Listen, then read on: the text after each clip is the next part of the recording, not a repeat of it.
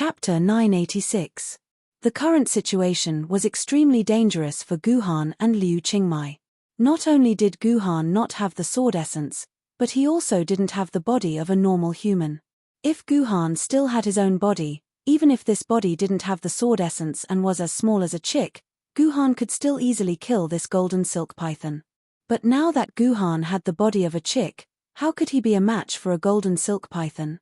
Therefore, after calling Liu Qingmai away, Guhan became the prey of the golden silk python. He was chased by the golden silk python and fled frantically. The speed of the golden silk python was much faster than the chick. It was reasonable to say that it would be difficult for the chick to escape the golden silk python's bloody mouth. However, inside this chick was the soul of a battle-hardened human. This human constantly used various small movements, turns, and lane changes to repeatedly escape from the golden silk python's mouth. For a moment, a snake and a chicken played out a chase in this small area like a Hollywood blockbuster. In the process of the chase, the golden silk python just happened to rush over the Bosom Friend Story Club. This was because the golden silk python's scales were naturally designed with barbs to allow it to slide quickly on the ground and use its scales to cause more damage to its prey. This kind of scale directly acted on Bosom Friend Story Club and formed another kind of additional effect. The originally tightly glued pages were directly opened with the help of the scale. Such a sudden change surprised Guhan. Guhan immediately glanced at the magazine and found that the magazine had turned to the page with the words "Desire is a scam, we are all slaves of desire." There was also a beautiful sex illustration on this page, but the key part was covered by a silk scarf. At the same time, a very risky idea emerged in his mind. That was to lure the golden silk python to repeatedly crawl over the Bosom Friend Story Club and turn more pages until it reached the page "The story here. China's population policy has been turbulent for 50 years. Therefore, the running Guhan deliberately led the golden silk python to crawl over the Bosom Friend Story Club. Soon, the pages of the book kept turning. Unfortunately, the golden silk python's willpower was not strong enough. After failing to catch Jiyu Han, the little chick, several times, it actually gave up on the prey that was about to enter its mouth, and once again wandered into the depths of the grass, actually ignoring the little chick Jiyu Han. Just a little more. The frozen Liu Qingmai walked to the side of the opened Bosom Friends Story Club and found that the pages of the book had already been flipped to more than 40 pages. There were only a few pages left from the last few pages. The story here, China's population policy, was like a storm for 50 years. Guhan tried to use his chicken claws to turn the last few pages, but he didn't expect it to be the same. Germany's orthopedics department. Why do China's youths go to Germany for treatment? How big is the medical gap between China and Germany? At this time, the Bosom Friend Story Club had turned to this page. Liu Qingmai, who had nothing to do, quickly focused on reading it. It turned out that this story was about a Chinese exchange student before the apocalypse. Through his own hard work, he became a leading doctor in Germany's orthopedics department. However, ever since this Chinese exchange student became a leading doctor in Germany's orthopedics department, he received a steady stream of youths from China. Almost every week, there would be 2 or 3 youths coming to his hospital to look at bones. This made the Chinese exchange student very confused. Was there a need to specially come all the way to Germany to look at such a small illness in the orthopedics department? There must be some unknown secret behind it. Therefore, after 5 years of dedicated research, the exchange student finally realized that it was because Germany's technology was the best in the world. At the same time, the orthopedics department was very strict in treatment, so it attracted so many Chinese youths to Germany's orthopedics department. The exchange student also gave a simple example. He said that in the orthopedics department of China's hospital, they would just put a steel nail in the bone and directly suture it. They didn't consider what would happen if the nail was damaged in the future. German doctors were different. German doctors would leave an extra steel nail in the patient's stomach and then wrap it with oiled paper. That way, if the nail was damaged in the future, they could take it out from the stomach and replace it with a new one. He couldn't let his 5 years of research go to waste. Therefore, the exchange student wrote his research into a thesis and published it. He even won many awards from medical magazines and became famous in Germany. Later, he married the younger sister of a Chinese youth who came to Germany to see a doctor. In less than 3 months, they got married and became a father in 9 months. Since then, they lived happily ever after. It was such a simple story, but Liu Qingmai read it with great interest. It wasn't until Guhan forcefully pecked her head a few times that she broke away from the story. "Why are you pecking me?" Liu Qingmai said with dissatisfaction. "I have an important task for you. Whether we can return to our original appearance depends on you." The military governor's words made Liu Qingmai a little excited. It had always been the military governor who helped her through many difficulties. This made Liu Qingmai feel very apologetic. At the same time, she was very eager to use her strength to help the military governor and prove that she wasn't a useless person. Therefore, Liu Qingmai didn't even ask what the question was and directly agreed to it very readily. It wasn't until Liu Qingmai came to the location of a big hole in the ground that she realized that she seemed to have been fooled by the military governor. "What is this place?" Liu Qingmai asked with a slight tremble. "I think this should be the nest of the golden silk python," Guhan said indifferently. "It took me a lot of effort just now to find its nest. Snakes are afraid that their eggs will be stolen, so their nests are often hidden in very secret places. It takes a lot of effort to find them. Why did you come to the nest of the golden silk python? Do you want to deliver meat to its doorstep?" Liu Qingmai instinctively felt that the military governor was brewing a very bad idea for her. "That's right, it's delivering meat to its doorstep." Unexpectedly, Guhan nodded and admitted it neatly. "That snake has been exercising with me for so long, it must be very hungry now. As long as you keep standing at the entrance of the hole, it will soon be able to smell the meat and run out of the hole. You just need to lead the snake to the Bosom Friend Story Club and find a way to make it turn a few more pages. Your task will be completed." It turned out that Guhan wanted to use Liu Qingmai as bait to lure the golden silk python that had just run away to turn the pages of the book. "Why me?" Liu Qingmai was so scared that her little heart was pounding. "I don't have your ability. If I'm not careful, the golden silk python will eat me directly. This is too dangerous, I won't do it." "Do you think I want you to be the bait?" Guhan said disdainfully. "With your skills, I'm also worried that you will be eaten by the golden silk python before you can run back to the magazine. But I have no other choice. The golden silk python is already familiar with my smell and knows that it can't outrun me. I just stood at the entrance of the hole for a few minutes, and the golden silk python still hasn't come out. Obviously, it has lost interest in me, so it has no choice but to use you as bait." Speaking of this, Guhan paused and said in an even more contemptuous tone, "I say, Miss Liu Qingmai, you can't be that timid, right? Who are you calling timid? Let me tell you, this kind of simple provocation has no effect on me. I will not be fooled by you." Liu Qingmai stamped her little chicken claws. "You just wait at the side, watch how I lure that beast out." Sure enough, as Guhan had guessed, when Guhan hid in the grass and left Liu Qingmai alone near the entrance of the hole, the golden silk python could not resist the temptation of food and came out of its nest. Liu Qingmai, who had been paying attention to the movements in the nest, ran away without saying a word.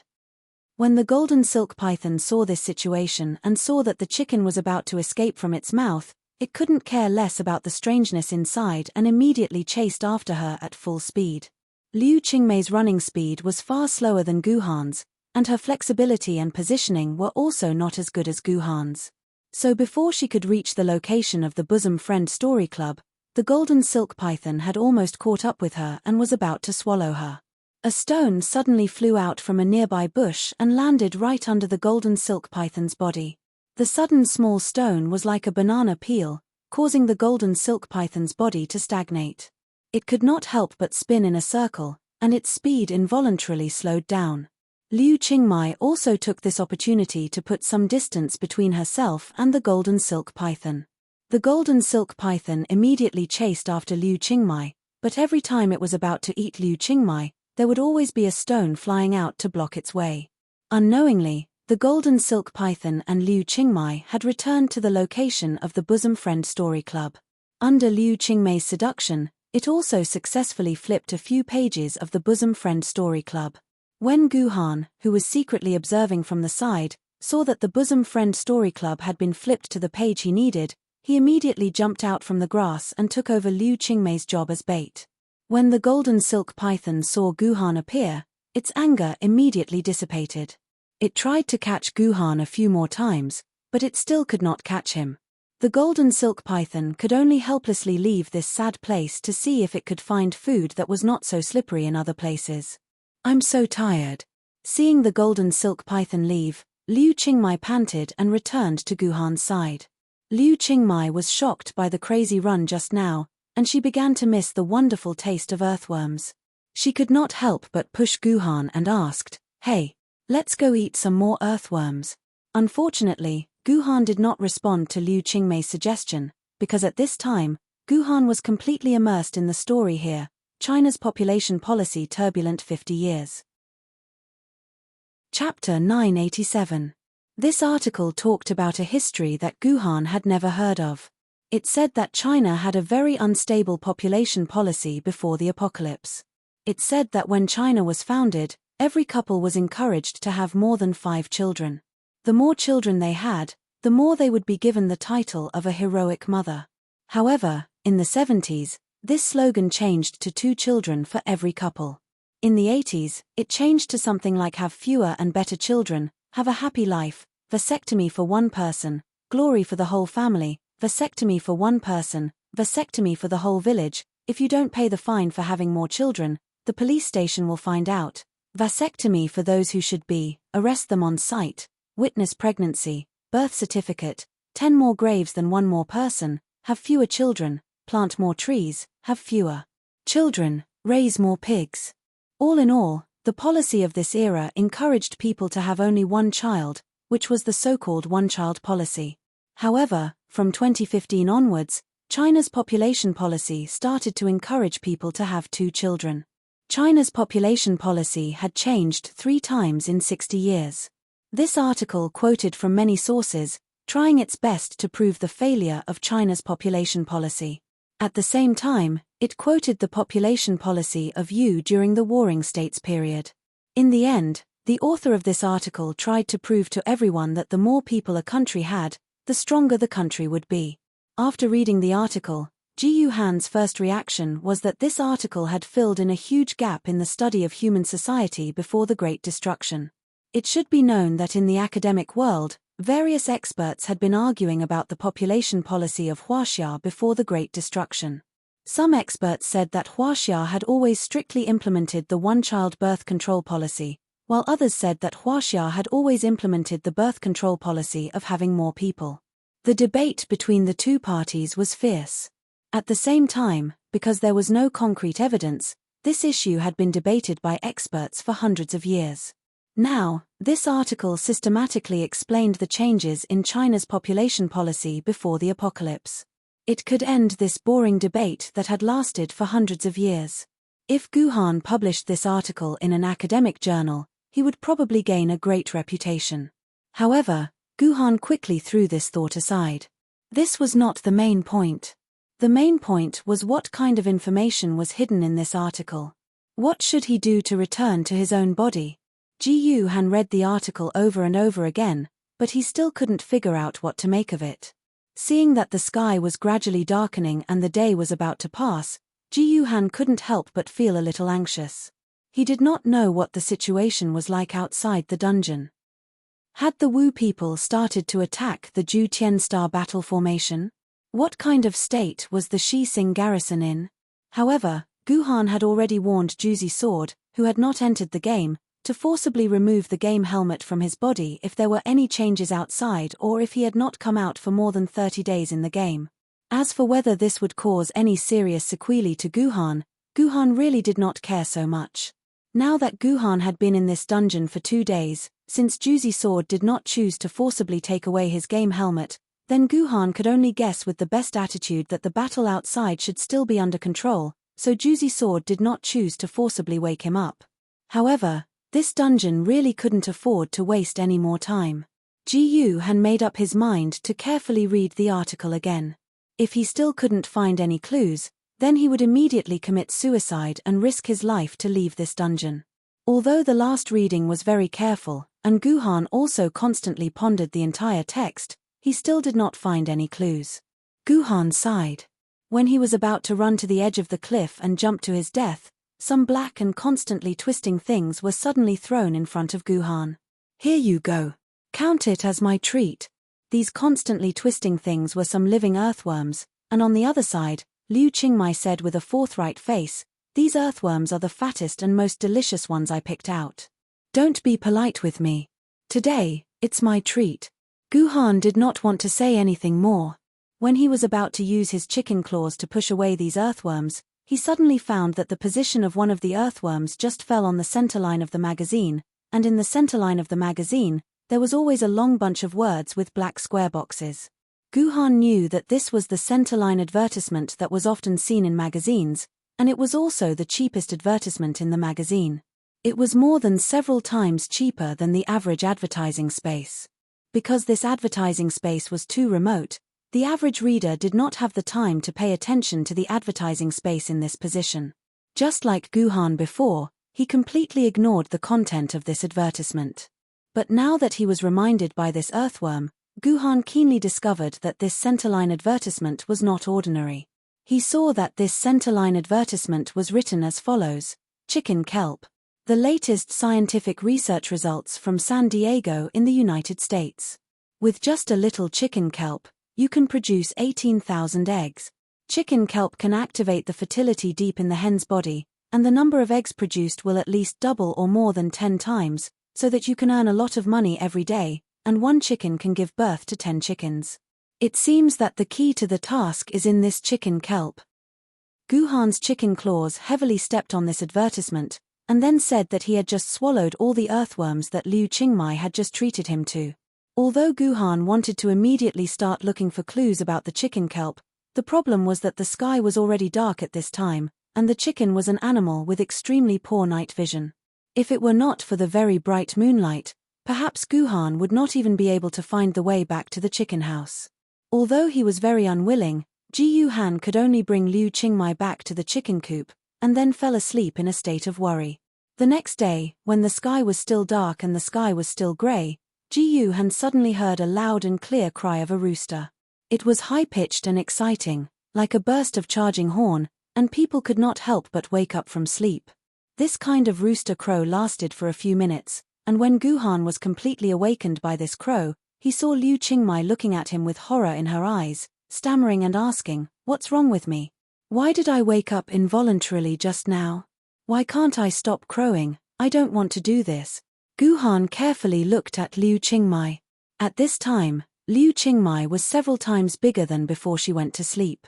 She had a beautiful red with yellow feathers, especially the tail feathers that could emit a kind of glossy light, and there was also a blood-red comb on her head. Her whole person looked very powerful. "Congratulations," Guhan said faintly, "you are now a mature big rooster." After a period of chaos, although there were no dogs around, Guhan and Liu Qingmai finally figured out the general situation. In fact, Guhan discovered yesterday that the growth and development of the two chicks, himself and Liu Qingmai, were much faster than normal chicks. In one night, Liu Qingmai and Guhan had grown from 11 or 12 years old young chickens to 25 years old adult chickens. All aspects of their bodies had matured, and their pair of chicken claws had become powerful. Guhan felt that even if he encountered the golden silk python again, he would no longer be able to only escape without the ability to resist. However, the gender of Guhan and Liu Qingmai played a big joke on the two of them. Liu Qingmai became a cocky big rooster, and Guhan naturally became a fat old hen. The two people's genders were completely reversed. Fortunately, Guhan had the experience of becoming a Jiyu Shen Yuan, so he could barely bear such a change. Liu Qingmei's situation was much worse, and it took a lot of effort to reluctantly accept her own situation. Next, Guhan and Liu Qingmai began to use the chicken house as the center, around the entire surrounding area to find any clues related to the chicken keeler. When it was almost noon, Guhan and Liu Qingmai found a golden cardboard box under the roots of an old tree. The cardboard box was clearly printed with the trademark chicken keeler. Obviously, this was the cardboard box that contained the chicken keeler. But unfortunately, there was no finished chicken keeler in the cardboard box. This was just an empty cardboard box. However, Guhan did not feel discouraged because he knew that this cardboard box was actually the biggest clue. Looking around this cardboard box, he would definitely find other clues. Sure enough, when Guhan flapped his chicken wings and barely flew to the trunk of the old tree, he found a big hole in the trunk of the old tree. When he looked into the big hole, he found that the old tree was completely hollow. At the bottom of this hollow trunk, there was a small golden plastic bottle there. This small plastic bottle clearly had a chicken keeler label on it. If he could, Guhan couldn't wait to jump into the trunk and eat all the chicken keeler in the plastic bottle. But Guhan couldn't do this at all, because at the bottom of the trunk, there was not only the precious chicken keeler, but there were at least 50 golden silk pythons entrenched in the trunk.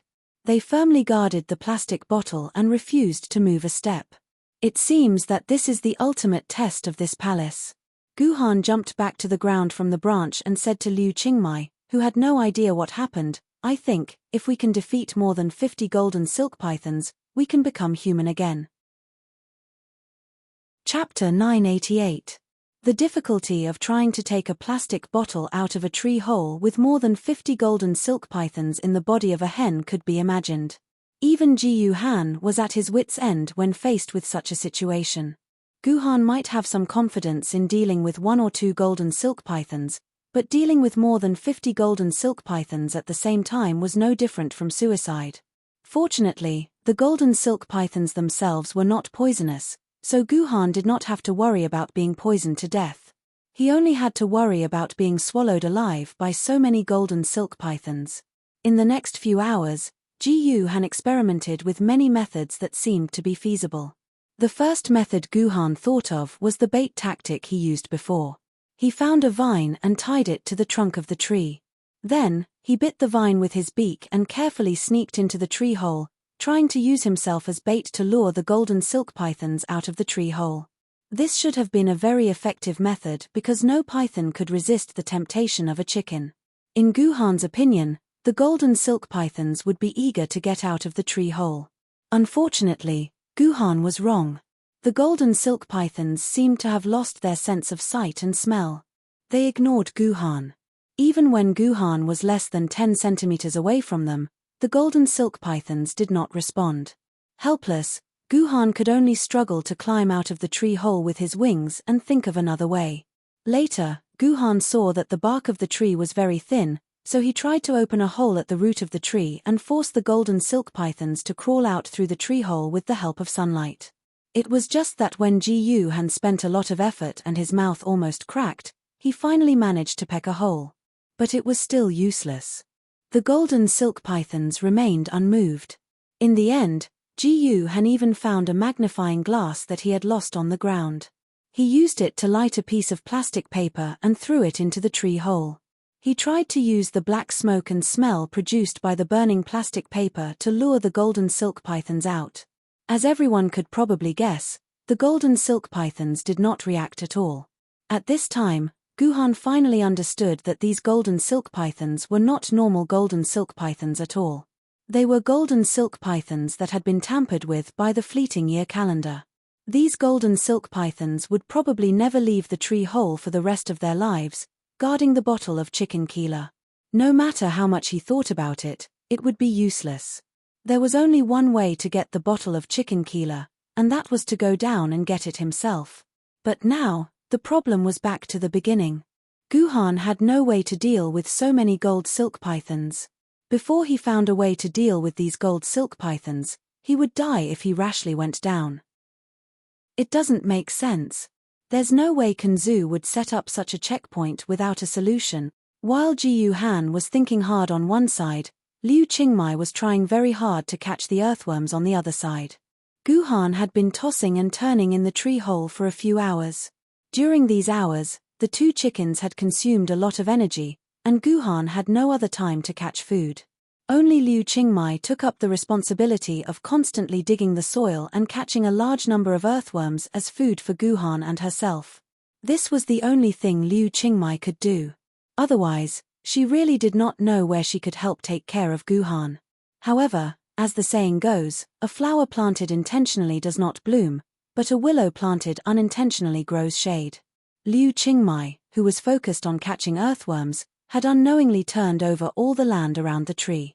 When she turned over a relatively flat piece of land, she suddenly felt something hard under the ground. Liu Qingmai used her claws to dig away the floating soil on this thing and found that it was a Xiaomi Mi Mix phone under the picture. This is a phone from the pre-apocalypse era. It really looks very cool. In addition to the frame, the whole front of this phone was the screen. It was a very popular full-screen phone before the apocalypse. I don't know if it can still be turned on. Liu Qingmai tried to press the power button for a long time with her chicken claws. She was surprised to find that the phone still had power and could still be turned on, although there was only 5% power left after it was turned on. But it was a pity that this phone was set to unlock 9 squares. It could not be unlocked without knowing the strokes. Of course, Liu Qingmai wasn't willing to stop at this step, so after thinking for a short while, she suddenly drew a staircase symbol on the unlock grid, and the phone was unlocked cleanly and neatly. The desktop of this phone was quite clean and neat. There were only 2 icons on the entire desktop. One was the icon of a video, and the other was the icon of a mobile game called Goddess Times Divine Emperor Designated. Of course, there were 4 software icons at the bottom of the desktop, 4 fixed phone, text message, camera, and browser. Liu Qingmai first clicked on the browser icon curiously, but found that there was no web page that could be opened. Of course, this was normal because there was no such thing as a 4G network in this era. And this phone's camera seemed to be damaged, so the camera did not have any effect. She clicked on the text message and found that all the text messages in this phone were from official companies like 10086, Industrial and Commercial Bank, Alipay, and so on. Liu Qingmai couldn't help but feel sad. The owner of this phone was really too pitiful in his previous life. He didn't even have a friend who could text him normally. Liu Qingmai kept reading until the last position before she found that it was not a text message from an official company, but a text message from a friend marked as Fatty. It said, "Leng Qingqiu, I heard from others that you were killed by a car. This can't be true, right? You're still alive, right? You haven't paid me back the 518 you owe me yet." This text message stunned Liu Qingmai at first, but she immediately reacted. This should be a text message from the phone owner's friend when the apocalypse happened. At the beginning of the apocalypse, only a small part of the world had Yuan Ku, which caused a lot of chaos. Now it seemed that this Leng Qingqiu should have died at the hands of Yuan Ku at the beginning of the apocalypse. After that, this friend called Fatty heard the news and hurriedly sent a message to ask Leng Qingqiu. After all, when everyone suddenly heard the news of a friend being killed by a car, their first reaction would naturally be to send a message to this friend to confirm that they hadn't received any scam messages. However, since this person called Leng Qingqiu was killed by a car, why would his phone be left in Mount Motian? There weren't any mountain paths nearby, so it was very unscientific to leave it here. If it was Ji Han who saw this message, he would definitely think more about it. However, this message was seen by Liu Qingmai, so it didn't have any effect on him and was directly ignored by Liu Qingmai. The only thing left in the entire phone that wasn't checked was a software called Video. When Liu Qingmai opened the video, she was shocked to find that there was only one video file in the entire video folder. Liu Qingmai opened the video file without hesitation and found that it was actually a video of a group dance performance on a very gorgeous stage. 2017 Spring Festival Gala. Liu Qingmai noticed that there was a line of watermarks in the upper right corner of the video, and this sentence was printed. Liu Qingmai then remembered that it was said that before the apocalypse, China had the custom of holding the Spring Festival Gala during the Spring Festival, and every family was used to watching the Spring Festival Gala in front of the TV. However, with the arrival of the apocalypse, humans had almost forgotten about the Spring Festival Gala. Who would have thought that this phone still had a video of the 2017 Spring Festival Gala? This video was a group dance performance video. It was roughly a group of cute little lollies wearing chicken costumes and doing some cute dance moves on the stage. This was a dance for children to watch. In the eyes of adults, this kind of dance was inevitably too childish. When the group dance ended, the video came to an abrupt end. It's really strange. The owner of this phone also looks like an adult. Why would he deliberately save a child's dance in the phone? Liu Qingmai thought inexplicably. When she was about to exit the video program and was about to look for other interesting things, Liu Qingmai suddenly froze. Wait. We are now chickens, and the dance in the phone is only a chicken dance. This phone just happened to appear here. Could it be that there is some connection between them? This was probably one of the rare times in Liu Qingmei's life that her IQ exploded. She suddenly noticed something special about this video. So she walked to the side of Guhan, who was thinking hard, and told Guhan about the phone. Guhan suddenly rushed over like a turkey, opened the video again, and watched the entire video from the beginning again. How is it? Are there any clues in it? Liu Qingmai asked with some nervousness and some anticipation. I don't know, said Guhan after a moment of hesitation. I've carefully watched all the details, but I didn't find anything that could be considered as a clue. But it's really strange for such a phone and such a video to appear in this place. Do you think a phone that has experienced more than 60 years of wind, frost, rain, and snow will not be damaged, and the phone's battery will still be charged? That's impossible. Even if the phone is turned off, the battery of the phone will be completely depleted in a year or two. It's impossible for it to be preserved for more than 60 years. Liu Qingmai shook her head. That's right. This phone did not appear here by chance. It was intentionally left here by fleeting Jendi, said Guhan. Chapter 989. When you just picked up this phone, how much battery did this phone have? Guhan suddenly asked Liu Qingmai such a question.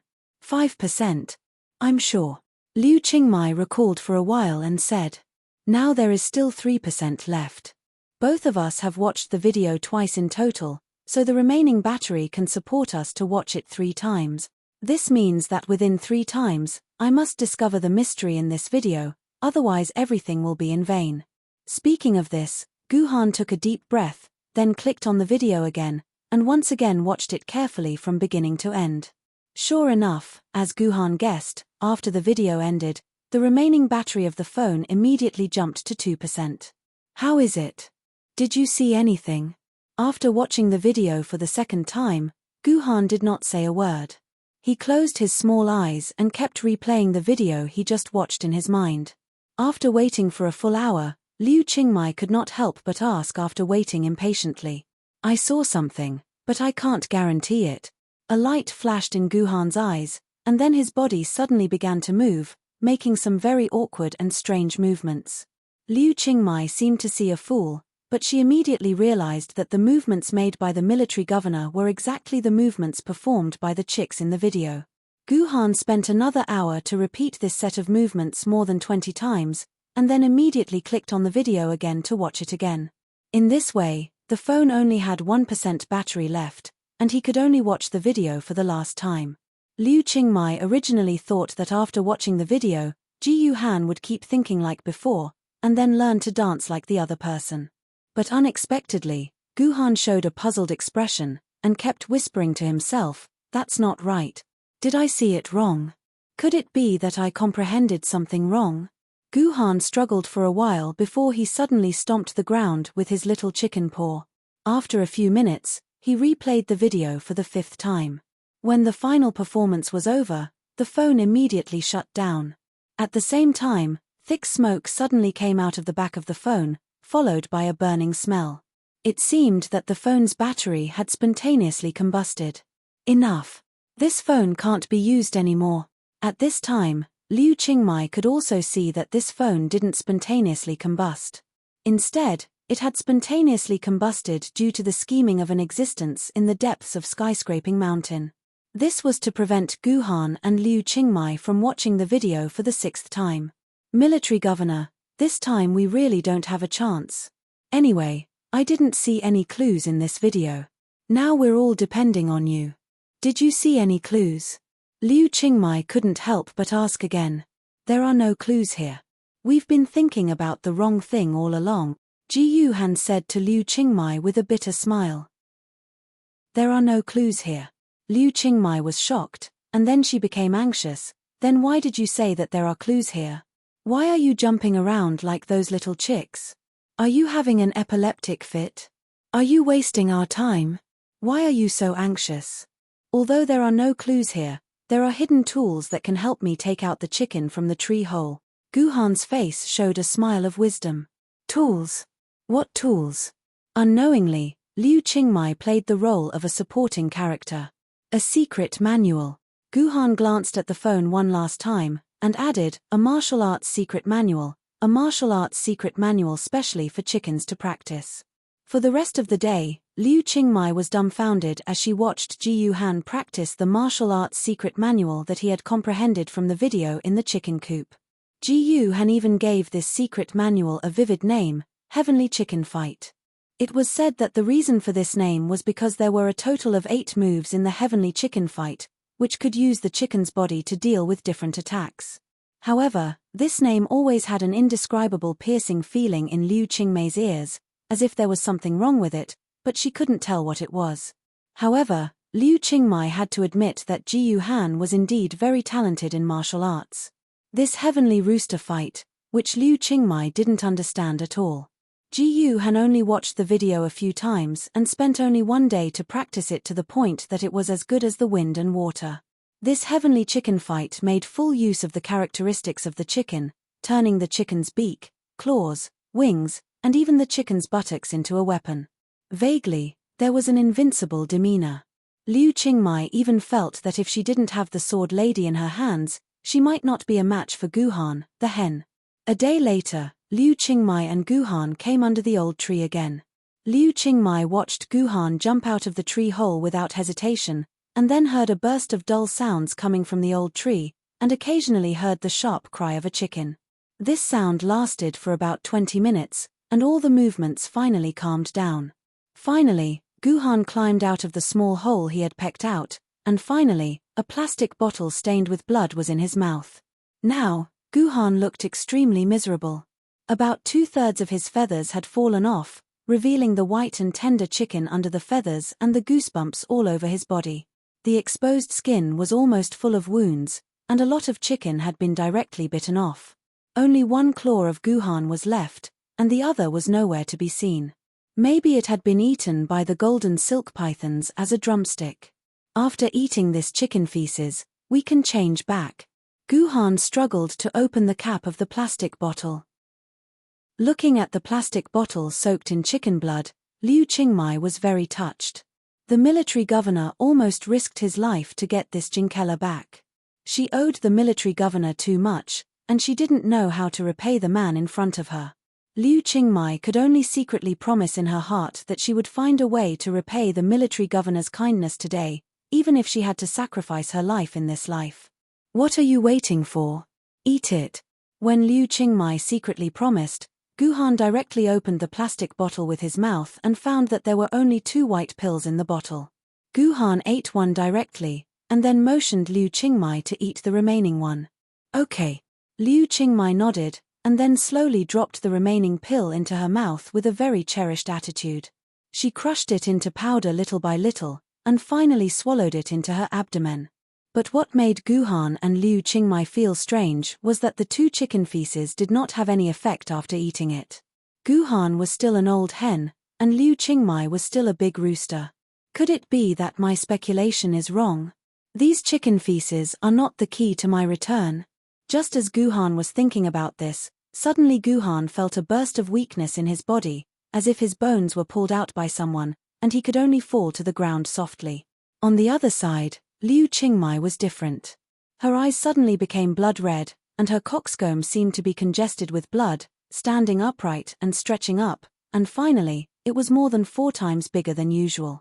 And the feathers on her body had all changed from the previous red and yellow color to blood red, and her body itself swelled up as if she was injected with chicken blood. Wait, this metaphor seems a bit wrong. It seems that Liu Qingmai is now a big rooster. Why does she need to be injected with chicken blood? Well, these things are no longer important. The important thing is that at this time, Liu Qingmei's eyes have been staring at the weak body of Guhan. Such a lustful look made Guhan feel like he was looking at a man who had been locked in prison for 30 or 40 years. For such a man, let alone a woman, even a sow would be like a jiachan. The next situation was probably an unforgettable shadow for Guhan in this life. Liu Qingmai, who had completely lost her mind, directly stepped on Guhan's back with her 2 chicken claws, and then her beak bit the feathers on the back of Guhan's neck, and something directly entered Guhan's body. After all, now Guhan is a hen, and Liu Qingmai is a rooster. This posture is not wrong. Guhan was willing to recall how long he was tossed around by this big rooster, Liu Qingmai. When everything calmed down, Liu Qingmai also woke up from that crazy desire. When she figured out what she had done, she could only explain very helplessly, "This is not her fault, this is all the fault of those chicken feces." At this time, Liu Qingmai returned to normal, but Guhan still did not have the strength to move. At the same time, Guhan felt a strong sense of excretion in his body, and then an egg was suddenly born under Guhan's buttocks. What happened next became out of control. Guhan completely broke the scientific common sense and laid 100 eggs in one breath. In the process of laying eggs, Guhan, who felt a strong sense of hunger, could only let Liu Qingmai start to catch a large number of earthworms to feed him, so that his body would not starve to death in the process of laying eggs. When all 100 eggs were laid, Guhan's disaster was declared over, and he regained control of his body. Guhan did not want to incubate these eggs at all, but these eggs were very simple. Without Guhan incubating them, they directly came out of the eggs, and then followed behind Guhan. Naturally, Guhan became the mother of 100 chicks, and these chicks were all born by Guhan. Then these chicks grew at the same speed as Guhan and Liu Qingmai. In just a day, they entered the mating period, and began to recklessly mate like their parents. It seemed that there was no such thing as a German orthopedic in the chicken world. Then the entire Mount Mo Tian began to occupy the entire Mount Mo Tian at a speed visible to the naked eye. On the 10th day after Guhan and Liu Qingmai became chickens, the entire Mount Mo Tian had become the territory of Guhan and Liu Qingmai's chickens. These chickens occupied every corner of Mount Mo Tian, and became the overlord of Mount Mo Tian. But this was also the beginning of the tragedy. There was only so much land, but the number of chickens continued to increase, so internal strife was inevitable. These millions of chickens started a bloody war for the territory of Mount Mo Tian. Millions of corpses floated, and blood flowed like rivers. At least 3/4 of Guhan and Liu Qingmai's descendants died in these battles. In the end, these chickens were divided into 7 different forces, and formed 7 countries. While fighting every day, they did not forget to form alliances, and used all kinds of tricks. It was just like a copy of the spring and autumn warring states period. Guhan watched all of this very indifferently, as if the blood of his descendants had nothing to do with him, the ancestor. But Liu Qingmai could not stand it. She seemed to really treat these chickens as her own descendants, and then constantly tried to mediate the war, using her status as an ancestor to make these descendants reconcile. But all of this was sudden, and in the end, those descendants did not even recognize her as an ancestor. If not for Guhan, Liu Qingmai would have died under the siege of her descendants. In the end, the 7 chicken countries were unified by the smartest country, and the entire Mount Mo Tian returned to peace. However, compared to the tens of millions of chickens at its peak, the remaining chickens in the entire Mount Mo Tian were less than 1 million. It was also at this moment that the 7 countries were unified that Guhan and Liu Qingmai suddenly felt the world spin, and their consciousness became blurry. When they recovered again, they had already returned to their own bodies, and those chicken countries no longer existed. There was only a palace with the Plaque Chicken Palace quietly standing in front of them. What a terrible name! Guhan could not help but think back to Liu Qingmai's guess about the name of this palace. Strange, why has it only been an hour? We clearly spent more than 10 days together. Liu Qingmai looked at the phone in her hand in confusion. It clearly showed the current time. Indeed, only an hour had passed. Chapter 990. That's normal. Guhan was not surprised by the fact that only an hour had passed. I remember that fleeting Gendi's sword mistress has the ability to cast illusions, right? Perhaps we didn't enter the body of a chick, but merely wandered around in an illusion. Oh, if it was an illusion, then why were the 2 eggs broken? The chick inside is gone. Liu Qingmai pointed at the 2 eggs in front of her. The shells of the eggs were still intact, but there was a large hole in the shell. It was obvious that something had crawled out from the shell. Maybe when we were in the illusion, someone came over and replaced these 2 eggs. Ji Yuhan said casually.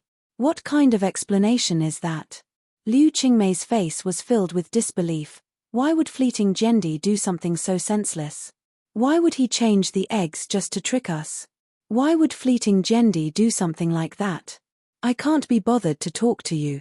Ji Yuhan waved his hand, but don't forget, when we were just born, we ate the eggshell directly into our stomach. If we really became chicks, then these 2 eggshells shouldn't exist here. Liu Qingmei was speechless. The eggshell had indeed been eaten by Liu Qingmei. If everything that had happened was real, then the eggshell should not have existed. In fact, there were many details that proved that everything that had happened was just an illusion. For example, Guhan and Liu Qingmei's ridiculous growth rate, as well as the Chicken Kingdom's 7 heroes, which were made up of millions of chickens. Guhan and Liu Qingmei took the opportunity to enter the Chicken Kingdom Palace, which had appeared out of nowhere. They discovered that the palace was rather simple. There was nothing inside. There was only a stone tablet near the entrance of the palace. There was only a simple sentence on it: those who can see this palace have passed the test. It was to tell Guhan that he had passed the test. But military governor, why did fleeting Jendi arrange such a strange test? What's the point of this test? I don't feel anything strange about it. Liu Qingmei's words angered Guhan. You think it's meaningless? That's because all the tests have been covered by Ji Yuhan. Guhan was the one who discovered the clue. Guhan was the one who lured the golden silk pythons. Guhan was the one who found out the secret of the chicken bash. Guhan was also the one who mastered the skill and retrieved the chicken bash from the 50 golden silk pythons. And Guhan was the one who discovered the secret of the skill. This is because all the difficult things have been done by Ji Yuhan, so you, Liu Qingmei, feel that there is no point in doing it. Of course, it was not to say that Liu Qingmei was useless. At the very least, if Liu Qingmei had not found the phone, Guhan would not have been able to master the skill. But the most depressing part of the story was the last part of the story. It was second only to the death of his parents in Guhan's life. He was raped by a chicken, and the chicken was AF * King Rooster. Thinking of this, Ji Yuhan couldn't be bothered with Liu Qingmei, the main culprit. He simply strode directly into the chicken house. Liu Qingmei saw that Ji Yuhan was unwilling to pay attention to her, and seemed to understand something in an instant, and then shouted loudly, "Don't worry, I won't tell anyone about me raping you. This is a secret that we'll keep for the rest of our lives. F** the secret that we'll keep for the rest of our lives." When Ji Yuhan heard this, he almost stabbed Liu Qingmei with his sword. If they weren't in the game's dungeon, Ji Yuhan wouldn't have hesitated to kill Liu Qingmei. He wanted to kill Liu Qingmei, the person who had traumatized him so much. But then again, although this rooster palace gave Ji Yuhan extremely bad memories, it also gave Ji Yuhan an extremely important treasure at the same time, and that was heavenly rooster fights. It sounded a little inexplicable. How could a skill specially researched by a chicken be a treasure for a person like Guhan? But in fact, it was precisely because this skill was for a chicken to research. The whole skill did not take into account any factors related to humans. Instead, it opened a whole new door for Guhan. Before this, Guhan's research on the Chaos Sword technique had almost reached the limit. But until now, he had only researched 4 swords of the Chaos Sword technique. According to Guhan's imagination, there should be a total of 7 swords of the Chaos Sword technique. But the previous 4 swords had almost exhausted all of Guhan's accumulation of swordsmanship. Guhan really could not think of where the 5th sword should come from. When he was in the Red Rabbit Palace, he found that he might be able to find a way to break through the Chaos Sword technique in terms of willpower.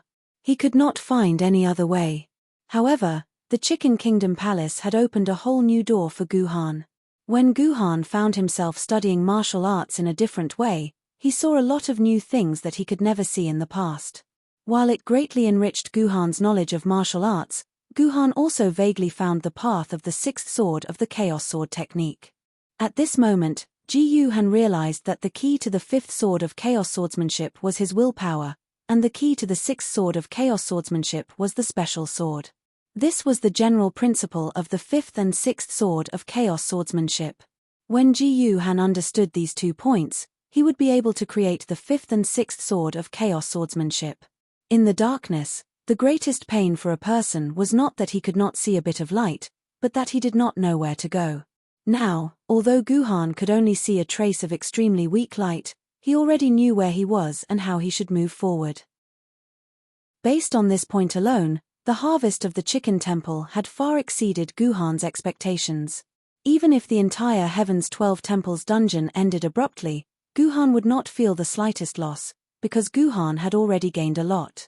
There was nothing to see in the Chicken Temple, so Guhan and Liu Qingmai directly left the Chicken Temple. At this time, there were only 2 palaces in front of Guhan. As long as he passed the last dog and pig tests, Guhan would be able to reach the end of the dungeon and meet the final boss, Kunzu. However, what surprised Guhan and Liu Qingmai was that when they came out of the Stone Monkey Palace, they still did not see any traces of the next palace. At this time, what was even more inexplicable was that Guhan and Liu Qingmai were stunned to find that they seemed to have reached the top of the mountain. If they continued to walk forward, they would reach the highest peak of the skyscraping mountain, skyscraping cliff.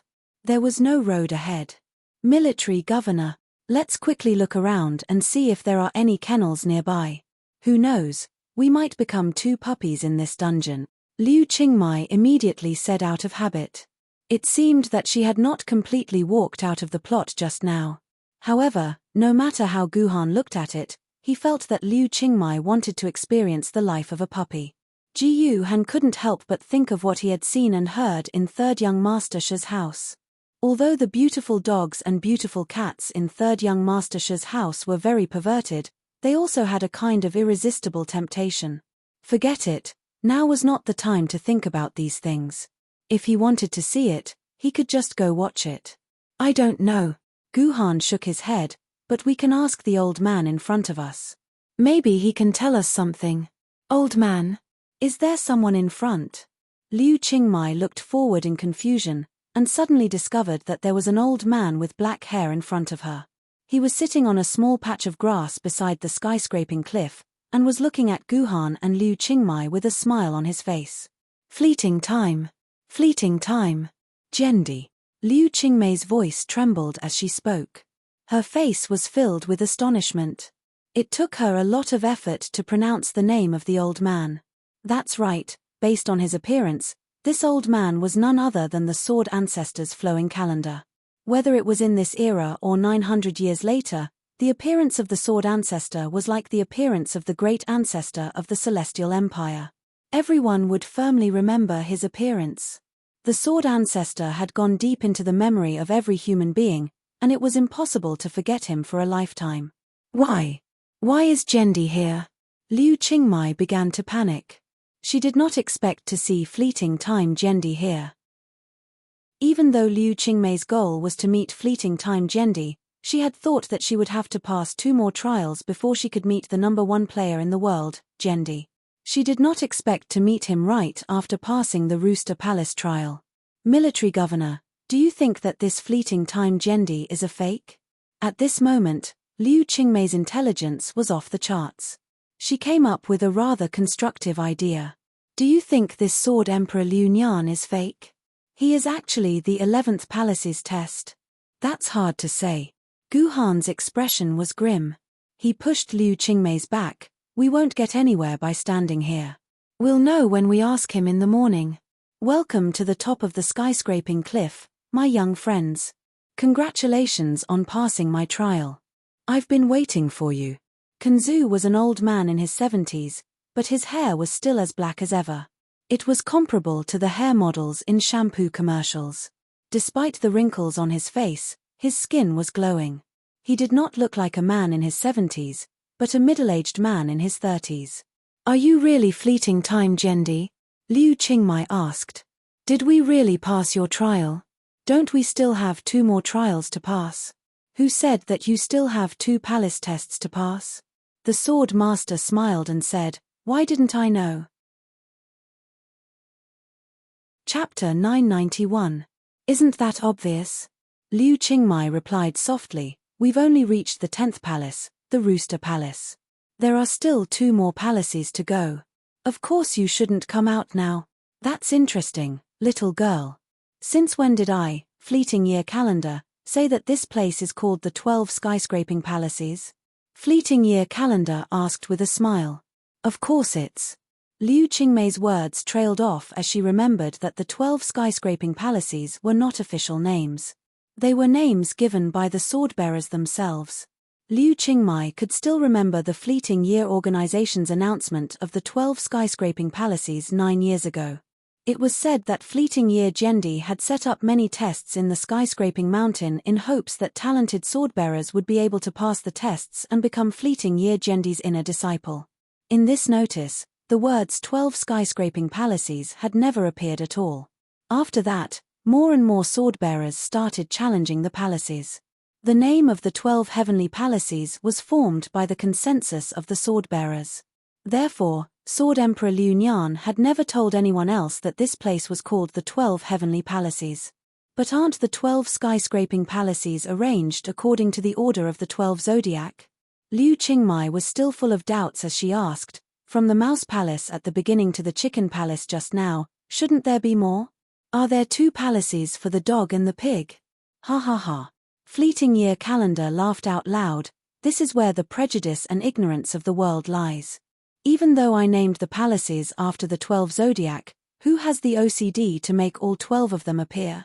The world thinks that there are 12 palaces in the skyscraping mountain, and they are named after the 12 zodiac.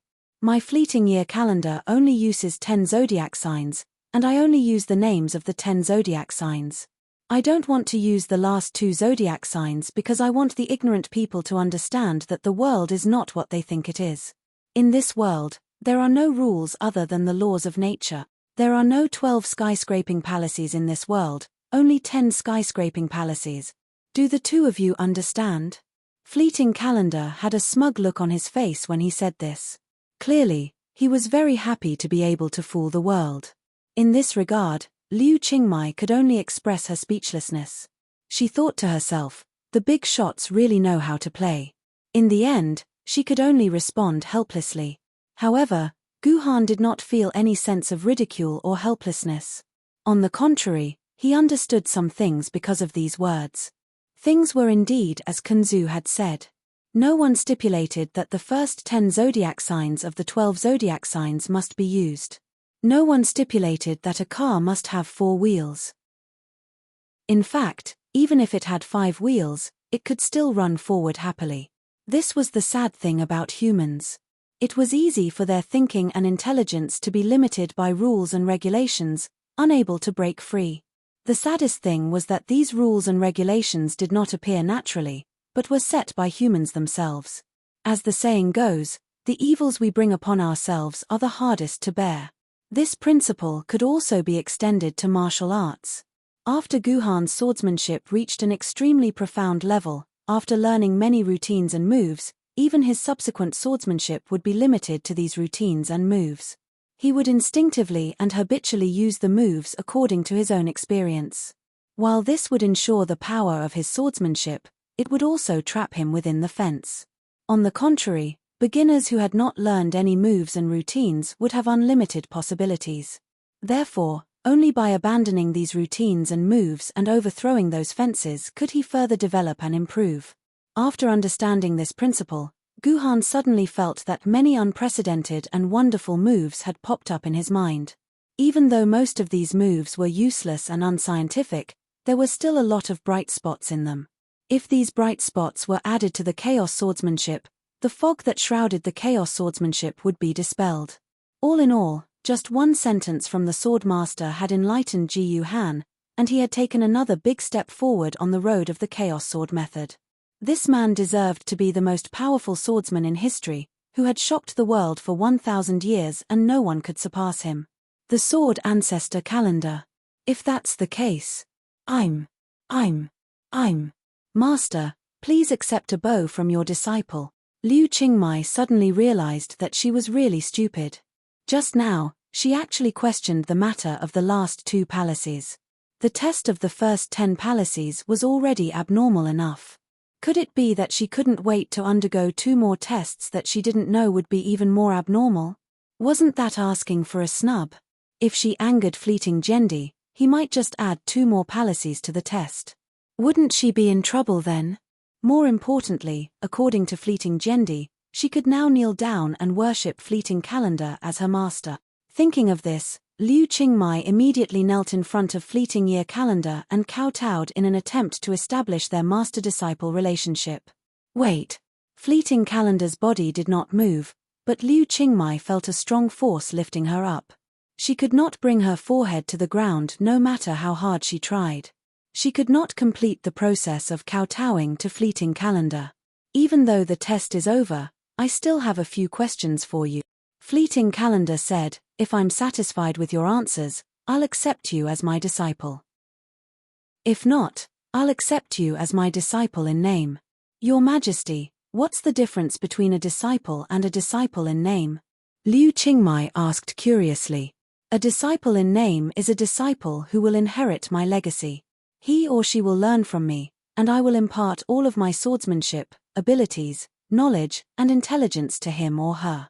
In the future, he or she will become an elder of my family, and he or his descendants will be able to enjoy the blood of my family for thousands of years.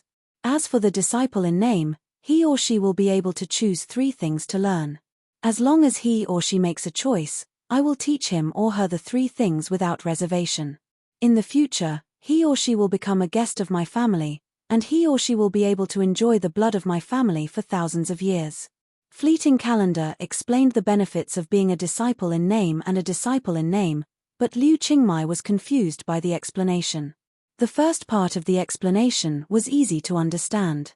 Fleeting Calendar would teach all of his skills to the disciple in name, and then choose 3 skills to teach to the disciple in name. However, the second half of the explanation was difficult to understand. What was the Fleeting Calendar? What was the blood of the family? What was the difference between one person enjoying the blood of the family and one person enjoying the blood of the family? Liu Qingmai was about to ask the question in her heart, but Fleeting Calendar did not give her a chance to speak. She did not expect Fleeting Calendar to wave his hand and say, I know what you want to ask. You'll understand these things in the future, but I can't tell you now. Since Fleeting Calendar had said this, Liu Qingmai could only suppress her doubts. She wanted to find a chance to ask Fleeting Calendar about it in the future. Liu Qingmai was full of doubts, but these words were undoubtedly a bolt from the blue in Ji Yuhan's hands. According to the information he received from Wang Jiqiong, as the human swordbearers of this era were still the first generation of swordbearers, most of them existed in the form of groups. No one could have guessed that in the future, countless sword-bearers would become one of the most stable organizations of the human race. Countless Emperor Sword-level sword-bearers would pass on their power in the form of families. They did not expect Kunzu to be one step ahead of them.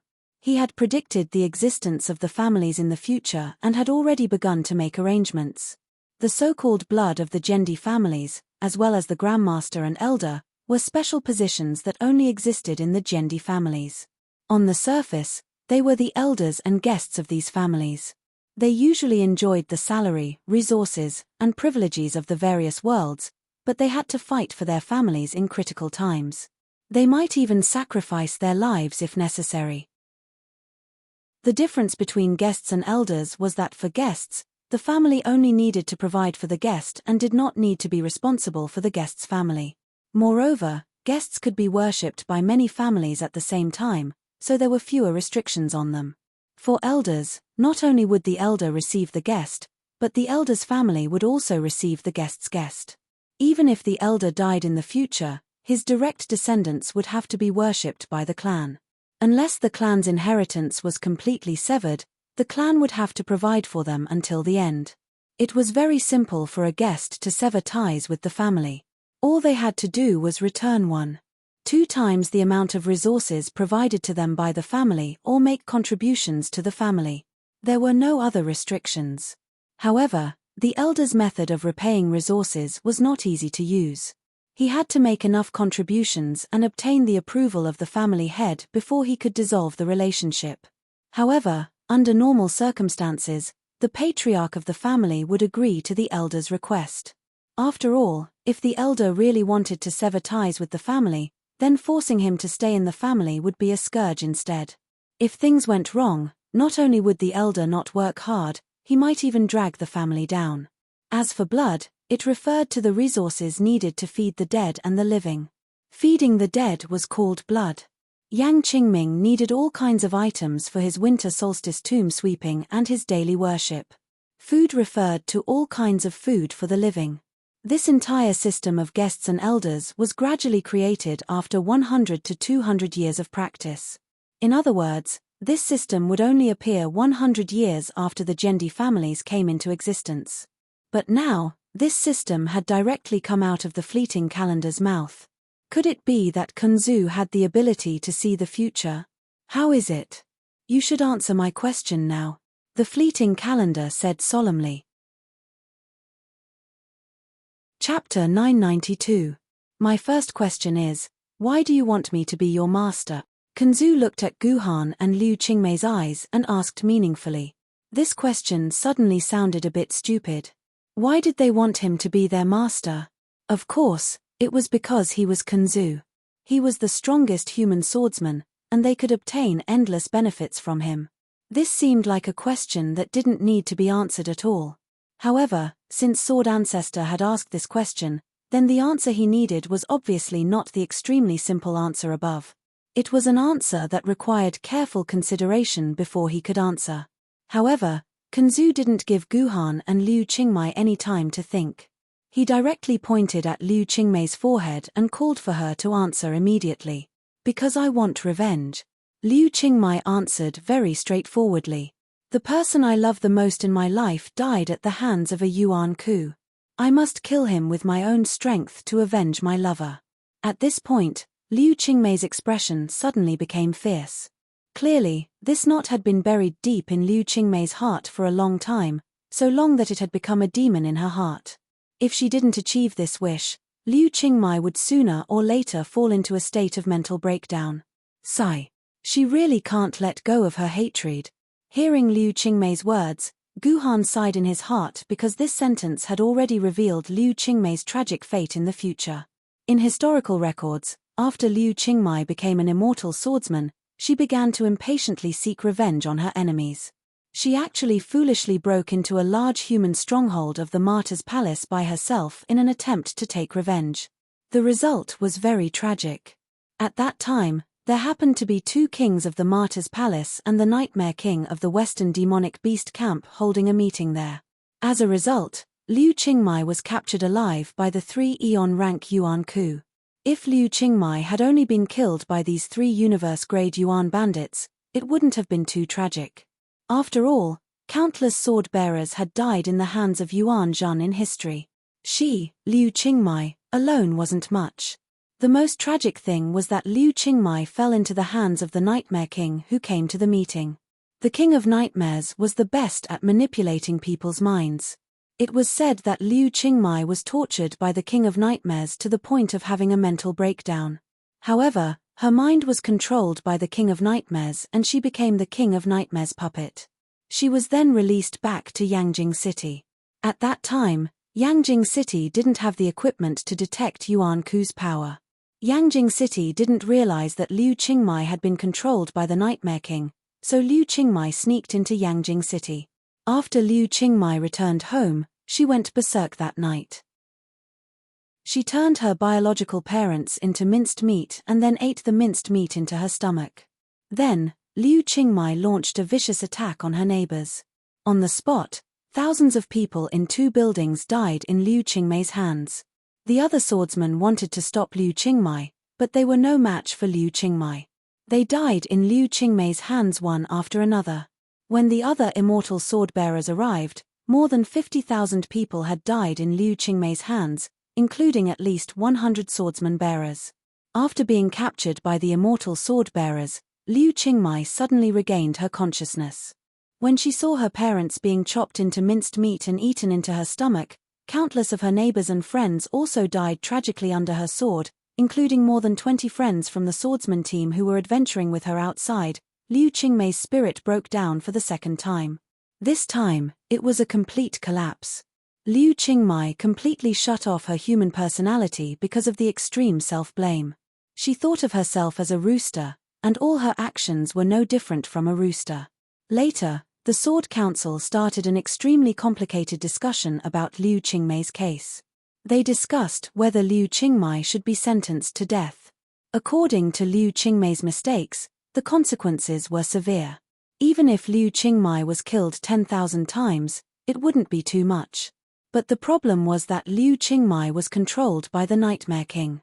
Her original consciousness was not wrong. On the contrary, she was a person who had suffered great pain and torture. For a moment, the Sword Committee was arguing endlessly over Liu Qingmei's punishment. Some wanted her to be executed immediately, while others wanted her to be released without charge. In the end, the Sword Committee came to a compromise and decided to imprison Liu Qingmei in the Discipline Commission's prison for eternity, never to be released again. Gradually, 20 years passed. When people gradually forgot about Liu Qingmei, Yangjing City was besieged by the Western magical beast forces. At that time, 2 Gendi ascended in 3 years. It was when the human forces were at their weakest, while the Western magical beasts were at their peak. After a fierce battle that lasted for 3 months, the newly constructed second ring of Yangjing City was breached. 5 of the human immortal sword-bearers had also fallen. The moment the second ring was breached, the remaining sword-bearers could only begin to lead the people to hide in the core area to carry out their final resistance. At this moment, no one would pay attention to Liu Qingmei, who had been locked up in the second ring prison for 20 years. As a result, when the violent Yuan bandits entered the abandoned prison of the Discipline Commission of Morals and violently broke open the door of Liu Qingmei's cell and prepared to eat her, this woman, who had been locked up for 20 years, unexpectedly killed all the Yuan bandits who broke into the Discipline Commission of Morals and Discipline Commission without the help of the Sword Lady.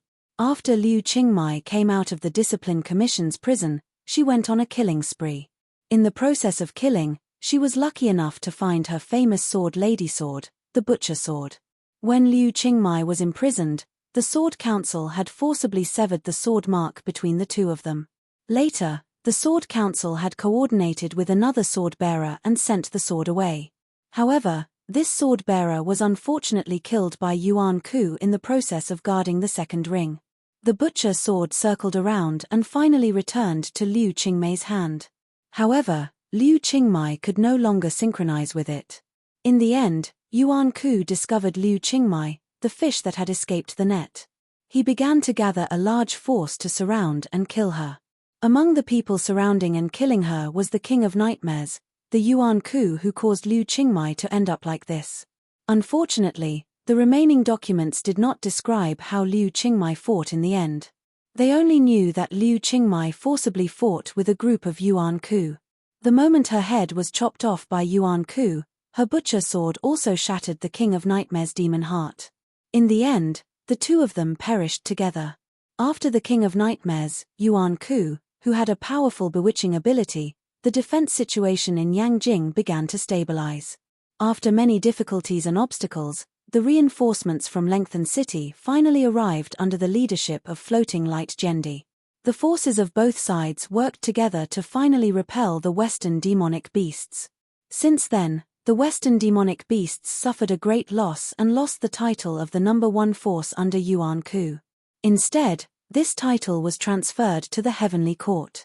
According to the memories of the participants at that time, if Liu Qingmei and the King of Nightmares had not perished together, Yangjing would definitely not have been able to hold on until the time when the reinforcements from Lengthen City arrived.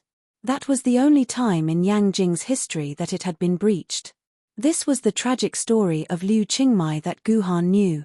Not only did this poor woman suffer inhumane torture, but she also killed her parents and friends with her own hands. She was also imprisoned like a rooster for 20 years. Although she finally succeeded in taking revenge and perishing together with her enemy, such a tragic experience could never be reversed. She was also rated as one of the most tragic sword-bearers after the apocalypse. In later generations, Liu Qingmei appeared in many different television series, some in the form of a supporting role. For example, large-scale television series such as Yangjing Destruction, Floating Light Gendi, Cardinal Gendi, and so on, all of them had traces of Liu Qingmei, the Scarlet Sword Fairy. There were also many television series with Liu Qingmei as the main character. Among them, Scarlet Blood was the most famous and created a craze of viewership at that time. In later generations, it had been remade more than 10 times, becoming one of the most remade television series. However, no matter which television series it was, there was only one big boss in it, and that was the King of Nightmares. The King of Nightmares was naturally described as Liu Qingmei's lifelong enemy, the source of all her pain and suffering. However, they neglected an extremely important issue, and that was that the source of all of Liu Qingmei's pain wasn't the King of Nightmares, but the enemy who made Liu Qingmei take a huge risk to enter the Martyr's Palace. This person clearly wasn't the King of Nightmares who had just arrived at the Martyr's Palace for a meeting, but the other Yuan Ku in that stronghold. When Guhan first learned of the Scarlet Sword Fairy's tragic story, he had already discovered this point. Unfortunately, at that time, Guhan had searched through all the information he could find, but he couldn't find any information about the other Yuan Ku. As the Scarlet Sword Fairy had nothing to do with Guhan becoming stronger, Guhan simply tossed the story of the Scarlet Sword Fairy aside and didn't pay too much attention to it. It was only when Kunzu suddenly asked Liu Qingmei this question that Guhan suddenly remembered this matter. "Oh, then who is your true love? Who is your enemy?" Kunzu asked very seriously, but no matter how Guhan listened, he felt that Kunzu's curiosity and desire for gossip were ignited. "Do I have to answer this question?" Liu Qingmei suddenly raised her head and asked hesitantly. It seemed that Liu Qingmei wanted to answer this question. "Of course. If you don't answer my question, then I'll have no choice but to accept you as my in-name disciple." Fleeting Calendar nodded. "My beloved is called Jiyu Xuanwu, but he has already died in the hands of Yuenko. Yuenko, who killed him, is the enemy I must kill in my life." At this point, Liu Qingmei took a deep breath and slowly spat out a name that made Jiyu Han's heart race. Artoria Pendragon. Chapter 993. What? That's impossible. What? That's impossible. Guhan and Kunzu both jumped up at the same time and exclaimed at the same time. It was natural for Guhan to exclaim like this, because whether it was his lover Jiyu Xuanwu or the enemy who killed Jiyu Xuanwu, Artoria Pendragon, they were all related to Guhan. This had a lot to do with Jiyu Han. Moreover, Jiyu Xuanwu was the daughter of Jiyu Han and Artoria. How could her biological mother kill her own daughter? But when he thought about it again, it didn't seem impossible. According to Guhan's speculation, Jiyu Xuanwu should have traveled through the Gate of Eternity and Truth about 100 years after the Great Destruction. It seemed very likely that Jiyu Xuanwu would appear in this era. As for Artoria killing her own daughter, it was also normal because Artoria didn't know that Jiyu Xuanwu was her daughter at all.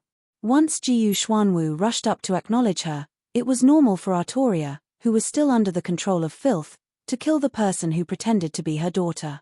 Of course, compared to these corresponding points, there were even more suspicious points that popped up. According to Guhan's previous information, Guhan's family should have been established by Jiyu Xuanwu, and Jiyu Xuanwu was once a swordsman of the Heavenly Gathering Cloud Sword. Jiyu Xuanwu should have grown to become a swordsman of the immortal sword level at the very least, and it was impossible for her to die so easily in the hands of Artoria.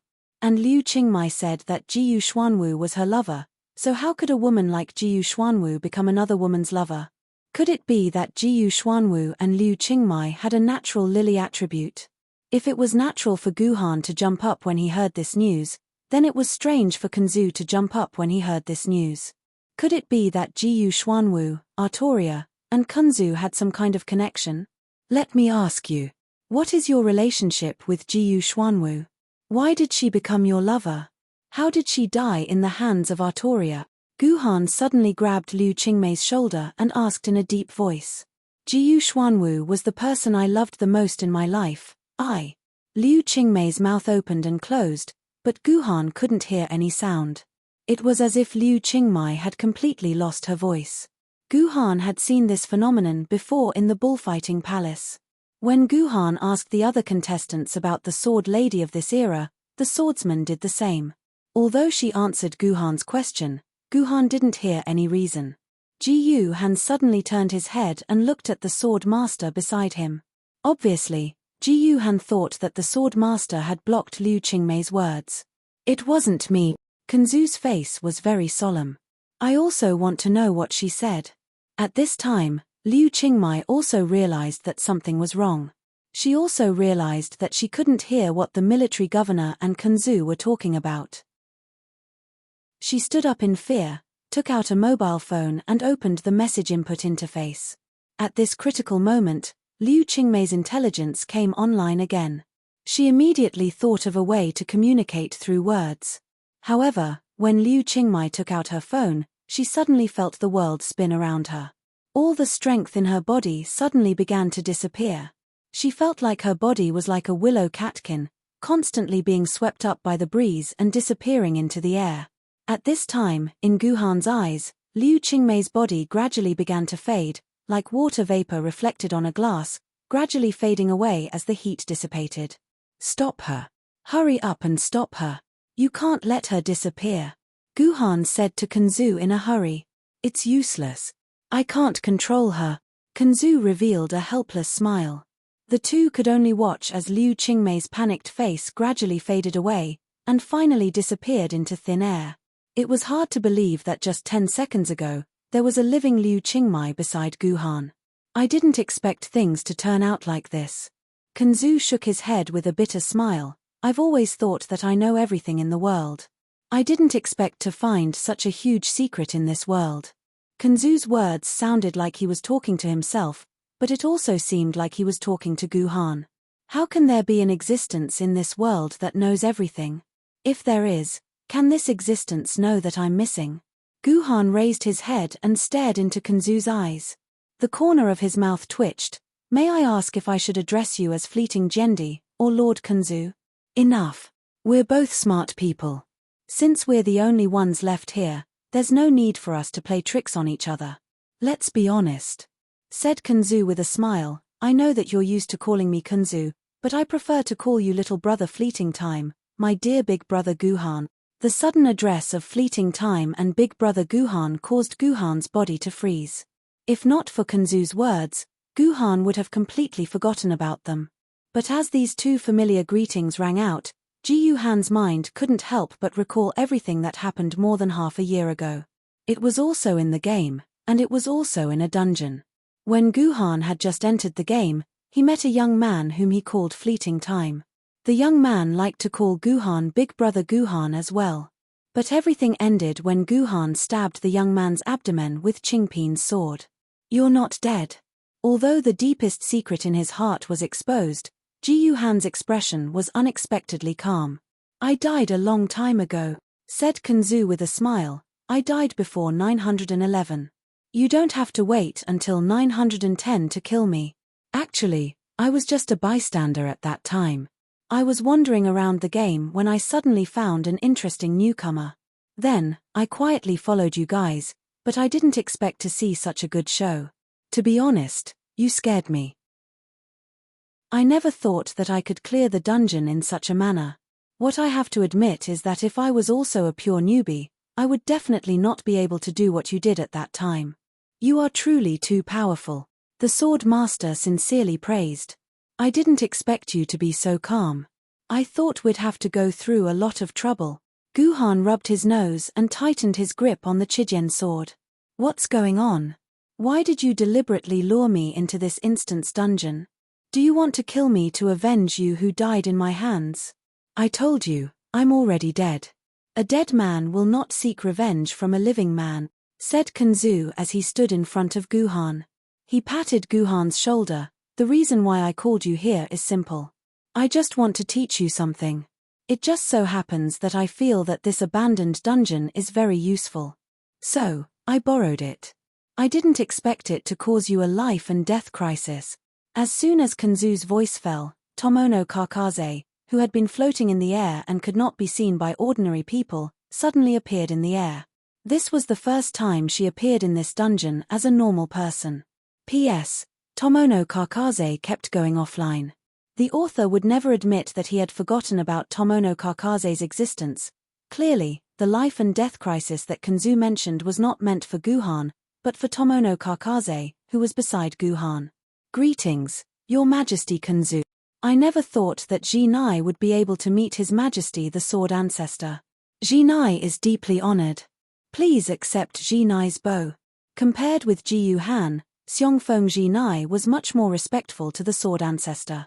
The moment she appeared, she immediately prostrated herself on the ground and prepared to kowtow to Kunzu. No need. My recklessness has caused you trouble. Truth be told, I do not know how to deal with this matter. I am sorry. Kunzu waved his hand and Tomono Kakaze floated in the air once more. I never thought that your Majesty Kunzu would be behind this dungeon, said Tomono Kakaze with a wry smile. If you have any requests, just tell me. Even if I have to climb a mountain of swords or dive into a sea of flames, I will do it for you. Things would not have gotten so troublesome. I am sorry. I am very sorry. The sword master apologized to Tomono Fragrance amiably, and then said to Jiyu Han with a sullen face, you don't have to act. Pretend to be very shocked. In fact, you have already guessed that I created this instance, and the manipulator behind the scenes is also me, right? Don't pretend to be very shocked. I have said it before. The two of us need to talk openly. What do you mean? Guhan, you already knew that this dungeon was created by His Majesty Kunzu? Tomono Kakaze looked at Guhan in shock. I've only vaguely guessed it, said Guhan. Actually, I already knew that His Majesty Kunzu had a sword soul in this game. However, I was not sure if this sword soul was the mastermind behind this dungeon. That was why I did not tell you. Back in the underground seal of the Radiance Amusement Park, the sword soul mark of Kunzu's fleeting year calendar summoned by Liuonian Ling had explained it to Guhan. When this game was created, a spiritual sword with his sword soul was used. Therefore, the other sword soul of Kunzu could move freely in the game and keep in contact with other sword souls. Therefore, when Guhan heard that this dungeon was called the 12 Temples of Heaven, he vaguely guessed that the mastermind behind all this might be Kunzu's other sword soul. However, due to some selfish reasons, Guhan did not imagine it to be his guess. It was only at this moment that the truth was revealed.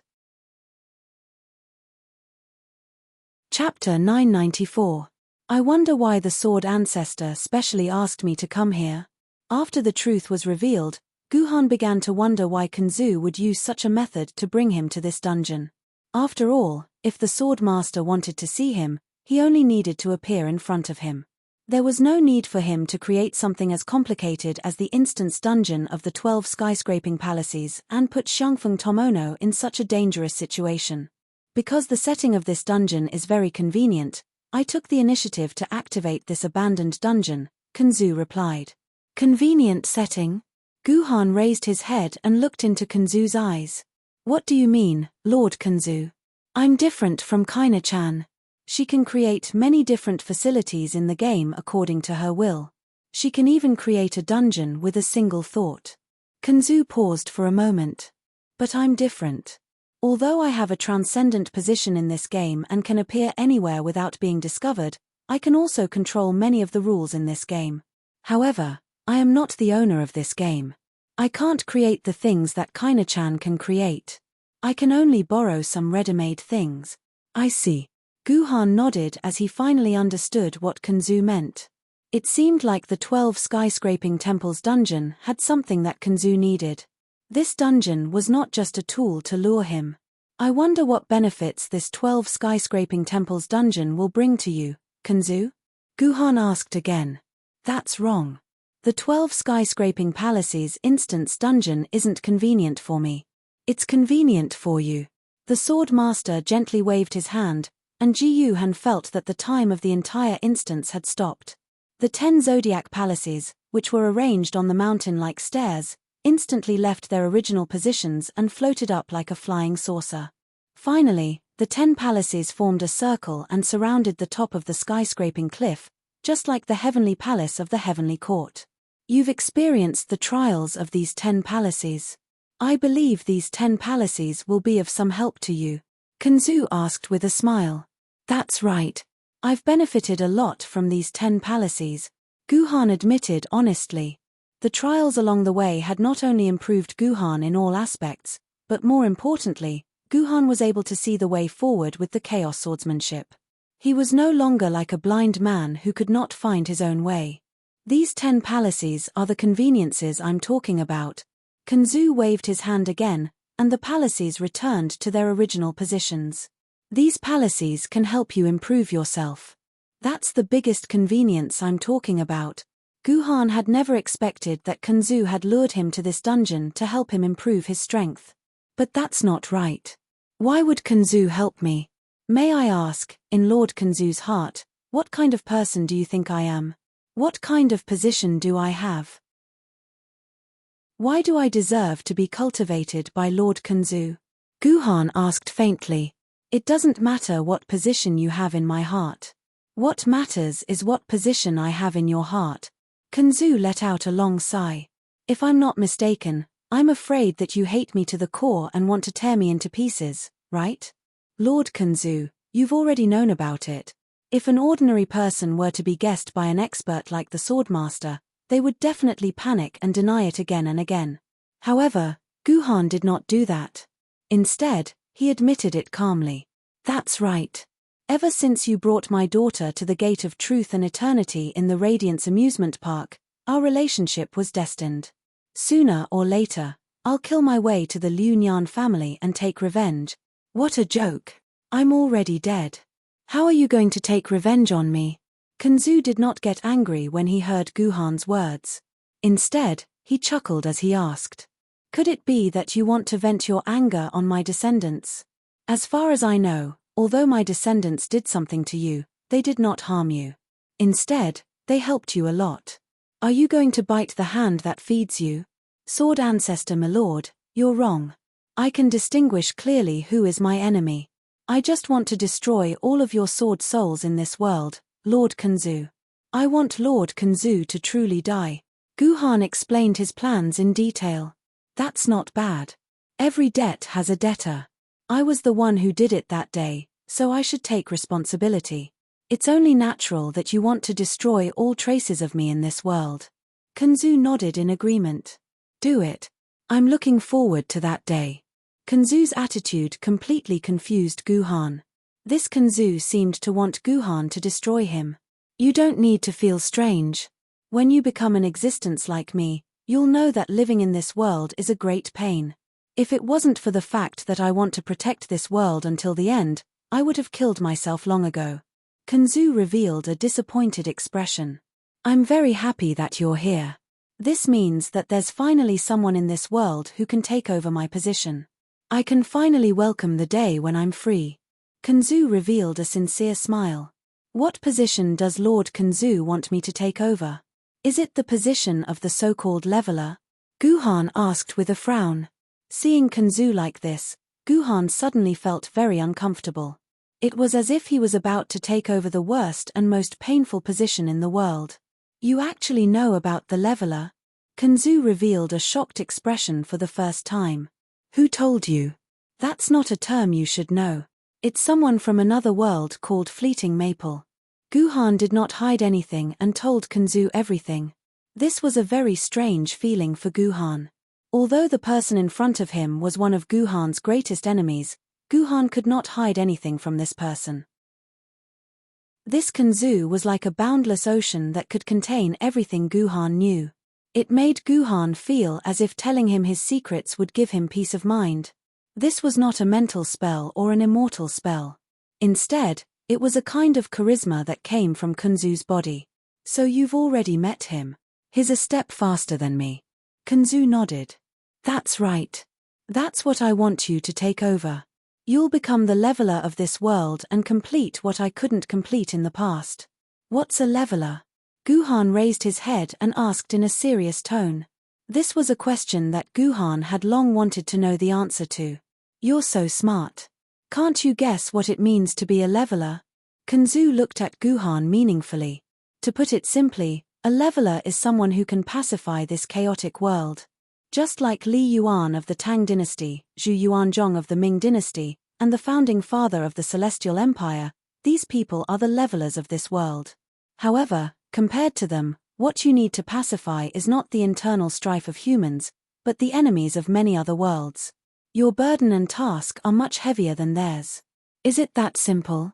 Guhan looked at Kanzu suspiciously. How complicated do you want it to be? The sword master narrowed his eyes and looked at Ji Han.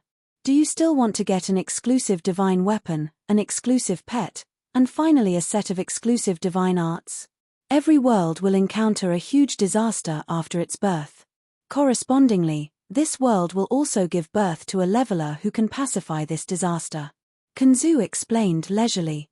If the leveler can finally pacify this world's disaster, then this world will finally settle down and become a stable world.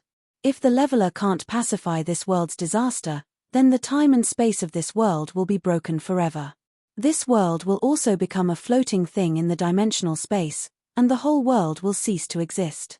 After listening to Kanzu's words, Guhan was silent. Just like what Kanzu said before, in fact, he had more or less guessed the meaning of a leveler. However, Guhan didn't expect the responsibility of a leveler to be so heavy. At most, Guhan thought that if the leveler failed, the entire human race would perish. However, he never thought that the whole world would be destroyed together. Why me? Guhan was silent for a long time. Does it have to be me? Who decided this? Of course it has to be you. Kanzu nodded. As for who decided this, I don't know. However, I think that if there is really someone who can decide the fate of this world, that guy must be a shameless bastard, a bastard without dignity and bottom line. That's right. That's it. Guhan smiled and nodded. On this point, he had reached a consensus with Kanzu. But if I understand correctly, Master Kanzu, you used to be the leveler of this world. Guhan asked puzzledly. According to what you said, after you died, didn't this world already perish? Why did it still exist for 1,000 years? That's because I abandoned another world. Kanzu suddenly said such a strange sentence. Guhan wanted to ask more, but Kanzu waved his hand and said, You've asked me so many questions, I should also ask you a question. Who is the woman who disappeared just now? Why did you try your best to help her come here? Chapter 995. Kanzu's question confused Guhan. Why would Kanzu ask him who Liu Qingmai was? This was clearly an NPC in this dungeon. Guhan felt that he should be the one asking Kanzu who Liu Qingmai was. This woman was not part of my plan. Kanzu seemed to see through Guhan's doubts and took the initiative to explain, I thought that you were the only one who could reach the top. I didn't expect you to bring this woman up. She was not part of my plan, so I asked her those questions first. Isn't the entire dungeon under your control? Why did something like this happen? Guhan asked in confusion. I've said it before. I thought that everything was under my control. But in the end, this world is not under my control. Kanzu smiled bitterly. This dungeon was originally an abandoned dungeon.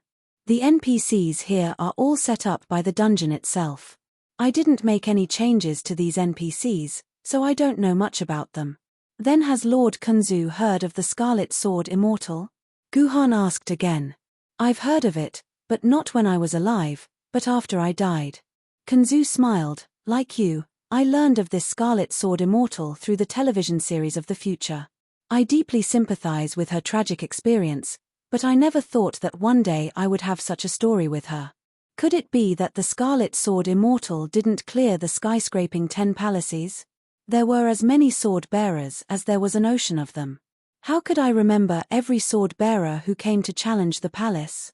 Kanzu looked at Guhan meaningfully. If it weren't for you, I'm afraid that woman would have been eliminated in the Scarlet Rabbit Palace.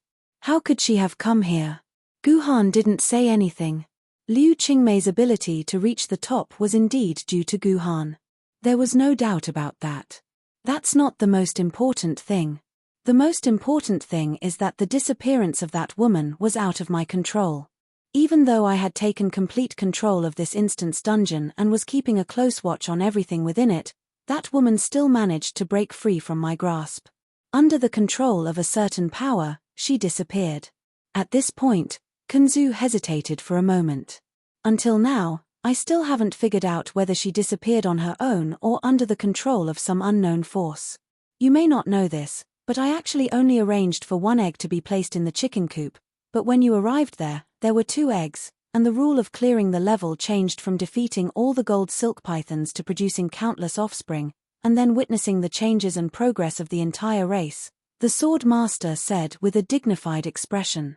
No wonder I felt like the Chicken Palace's tests were superfluous in many areas. Turns out this isn't a set-up by Lord Kanzu. Instead, it was tampered with by some unknown power. Guhan's expression was equally solemn. Even though it was just a small change, what it represented was enough to shake the entire game and even the entire human world. If there's another unknown force that can make that woman disappear in my hands, that means there's a third unknown force in this game. This is an extremely dangerous matter. Countless human consciousnesses are controlled by that unknown force. If there's any change, I'm afraid it'll cause a huge crisis. That's why I'm asking you, who is that woman? Why did you help her like that? Why did I help her? Guhan couldn't answer this question because Guhan didn't know the answer himself. My understanding of you is far beyond your imagination. Ever since you killed me in the dungeon, I've been paying attention to you. I know a thing or two about your personality. A burden like that is a meaningless existence to you. Perhaps you no longer have the black courage to kill me with a single strike, but you definitely haven't become a good person who takes pleasure in helping others. According to my original speculation, you should have treated her with disdain and kept her in the Red Rabbit Palace. However, the truth goes against my speculation.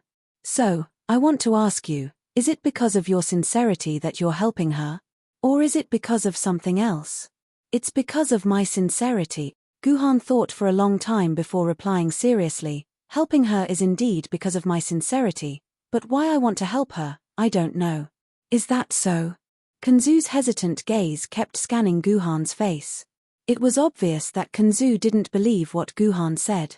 He thought that Guhan was hiding something from him. However, in reality, those were Guhan's sincere words. He really didn't know why he wanted to help Liu Qingmai.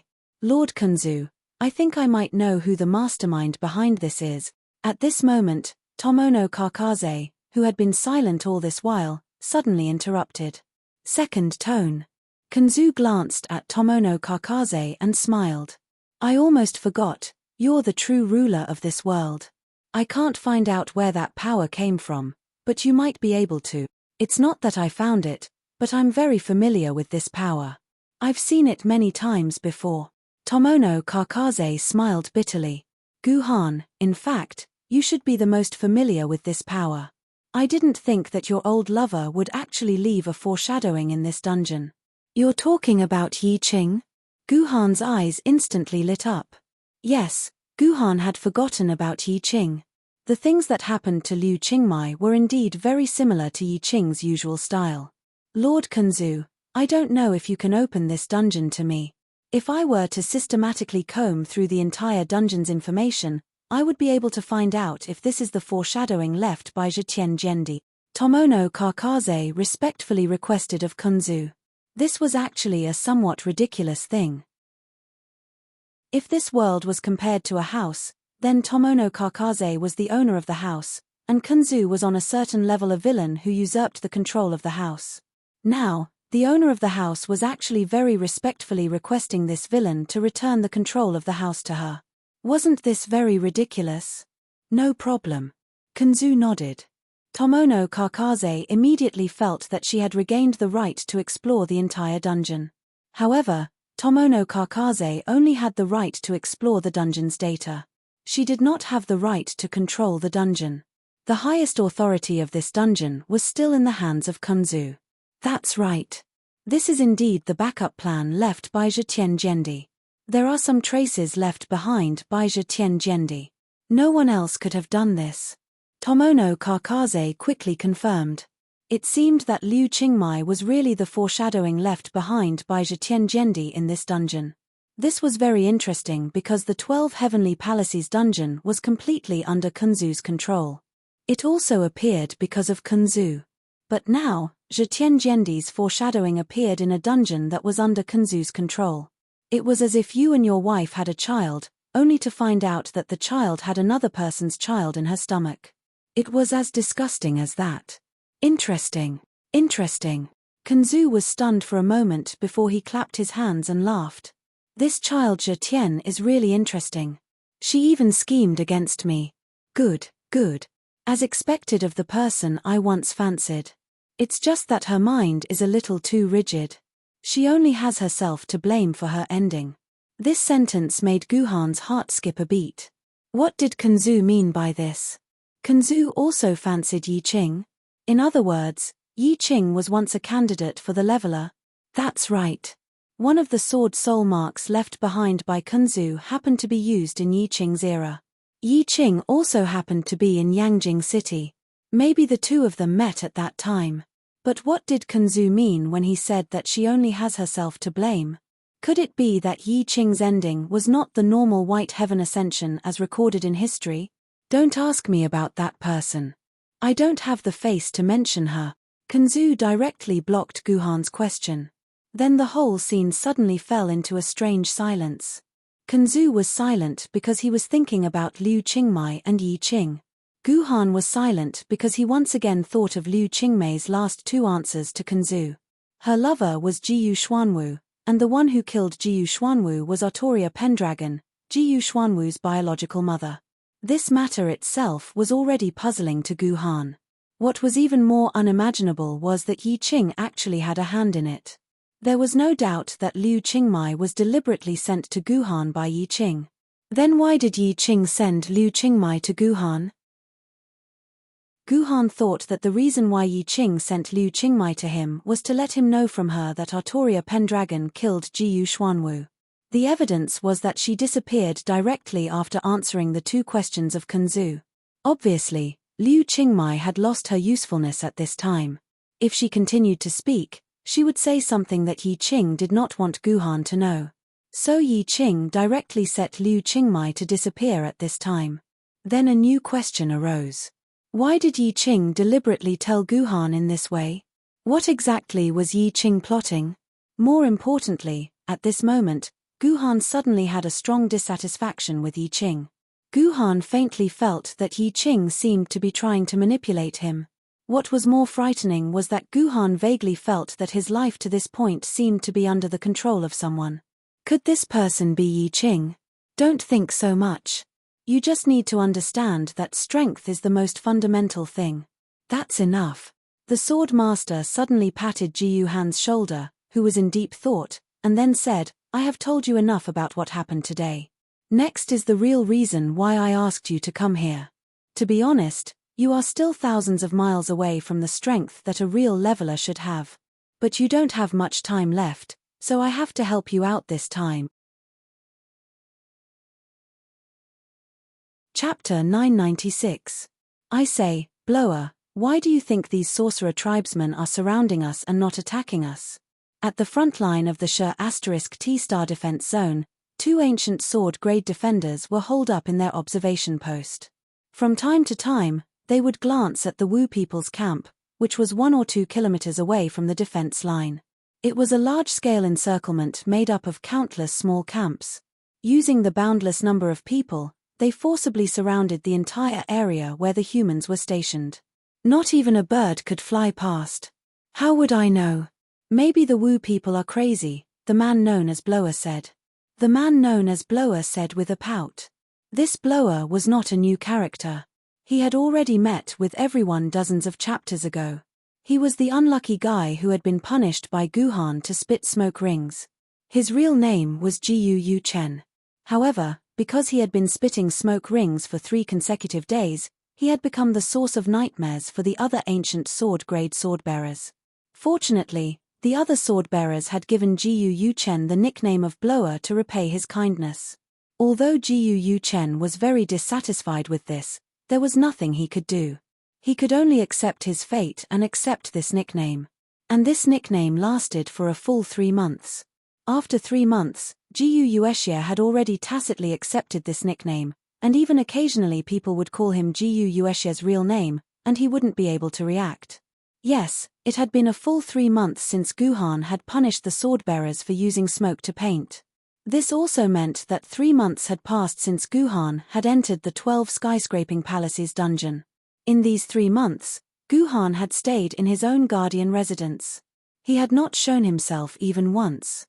However, the sword-bearers under him had already gotten used to this.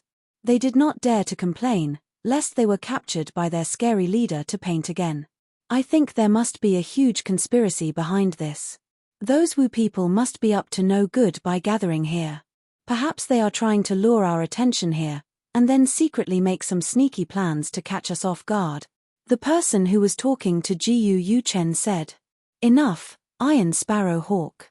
Your words have made my ears grow calluses. Everyone King knows that Wu people must have his own scheme for doing this, but the problem is, who knows what the hell these Wu people's schemes are?" Gu Yuchen yawned out of boredom. Look at the time. Why haven't the two people who are changing shifts arrived yet? Don't tell me they want us to stand guard for another hour. Who knows? Iron Sparrow Hawk was halfway through his sentence when he suddenly felt the entire ground start to shake. The two fellows were caught off guard and were directly shaken off the observation deck. F***CK. What happened? Gu Yuchen and Iron Sparrow Hawk tumbled and crawled back to the observation deck. Then, they saw a scene that left them dumbfounded. The Wu people's camp, which had been quiet for 3 months, suddenly let out a loud noise. Countless pitch-black silhouettes wandered and gathered in the camp. Finally, they formed into neat rows and strode out of the camp in unison. The tremors that shook the entire ground were the sounds made by the shamans as they moved forward. The physical attributes of these shamans were originally equivalent to the physical attributes of 10 or even 100 normal humans. Each step they took left a deep footprint on the dry and sturdy ground. It was not surprising that such a huge commotion would be created when an army like this moved out. Alert! Alert! Gu Yuchen immediately opened his personal terminal and reported to it in a panic. Lord Guardian! Lord Guardian! The Wu people are attacking! The Wu people are attacking! The Lord Guardian that Gu Yuchen was contacting was none other than Guhan of the Shixing garrison. However, Gu Yuchen's report did not receive any response. The other end of the communication device only buzzed with no response.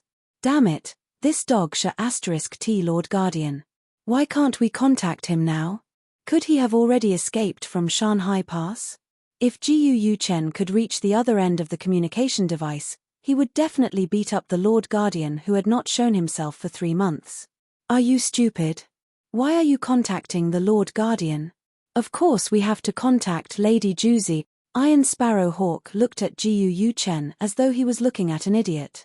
That's right. That's right. Hurry up and contact Lady Juzi, Gu Yuchen quickly said.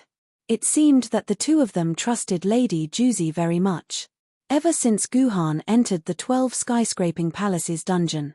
In fact, the daily work of the Shixing garrison had been handed over to Juzi Sword. Although Juzi Sword was usually quiet, she would not say a single word even if you said 10 words to her. However, when it came to managing specific matters, she was actually very skilled. She was able to take care of everything, no matter how big or small, properly. Moreover, he was a very fair person, and he was very impartial in dealing with disputes and conflicts. In just 3 months, he had managed to subdue the 18 ancient sword wielders under the *T Star Guardian Palace. Everyone was already used to listening to Juzi Sword. Very quickly, Gu Yuchen contacted Juzi Sword and reported the news of the Wu people's operation to Juzi Sword. After a moment of silence, Juzi Sword ordered Gu Yuchen and Iron Sparrow Hawk to stay in the observation post and observe the situation.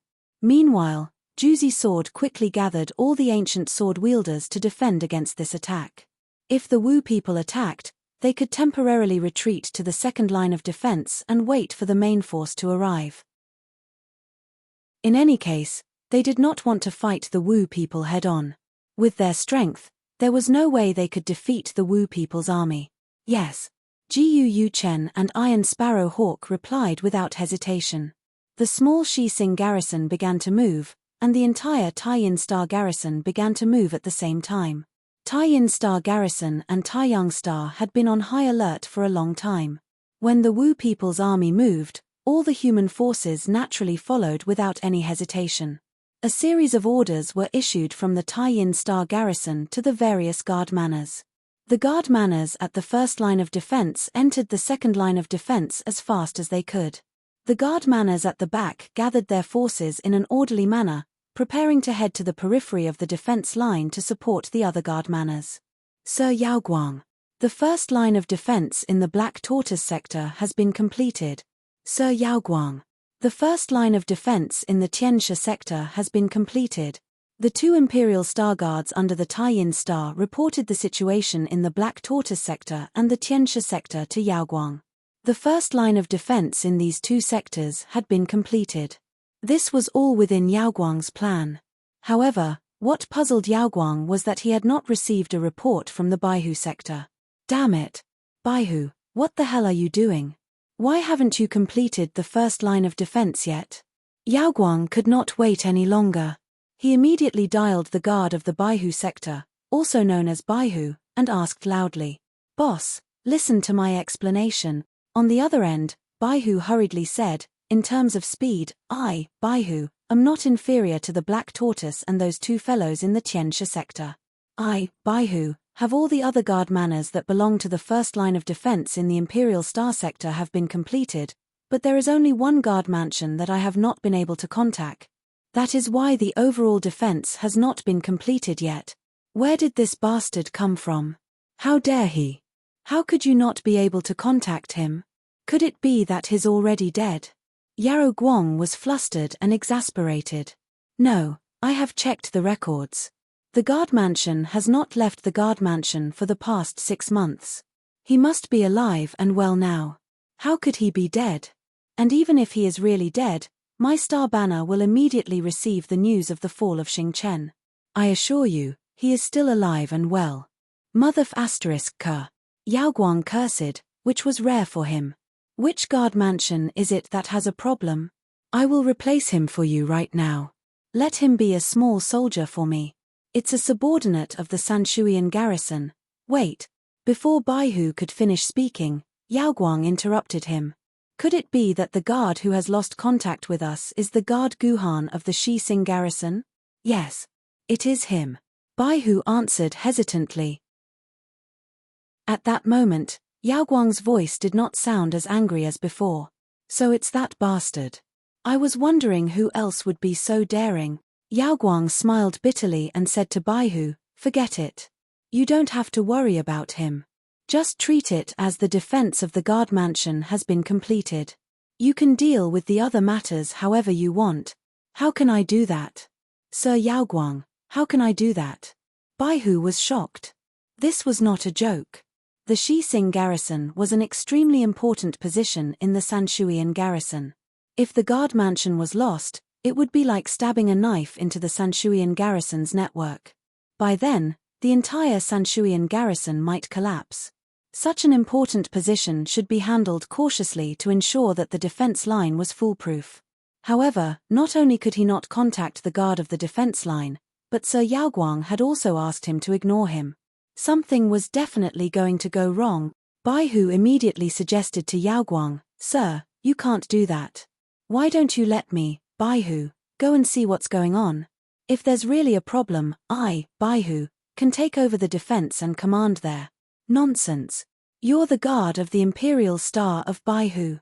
Why aren't you overseeing the overall situation? What are you doing at the Shixing garrison? Are you trying to take care of the small and forget the big picture?"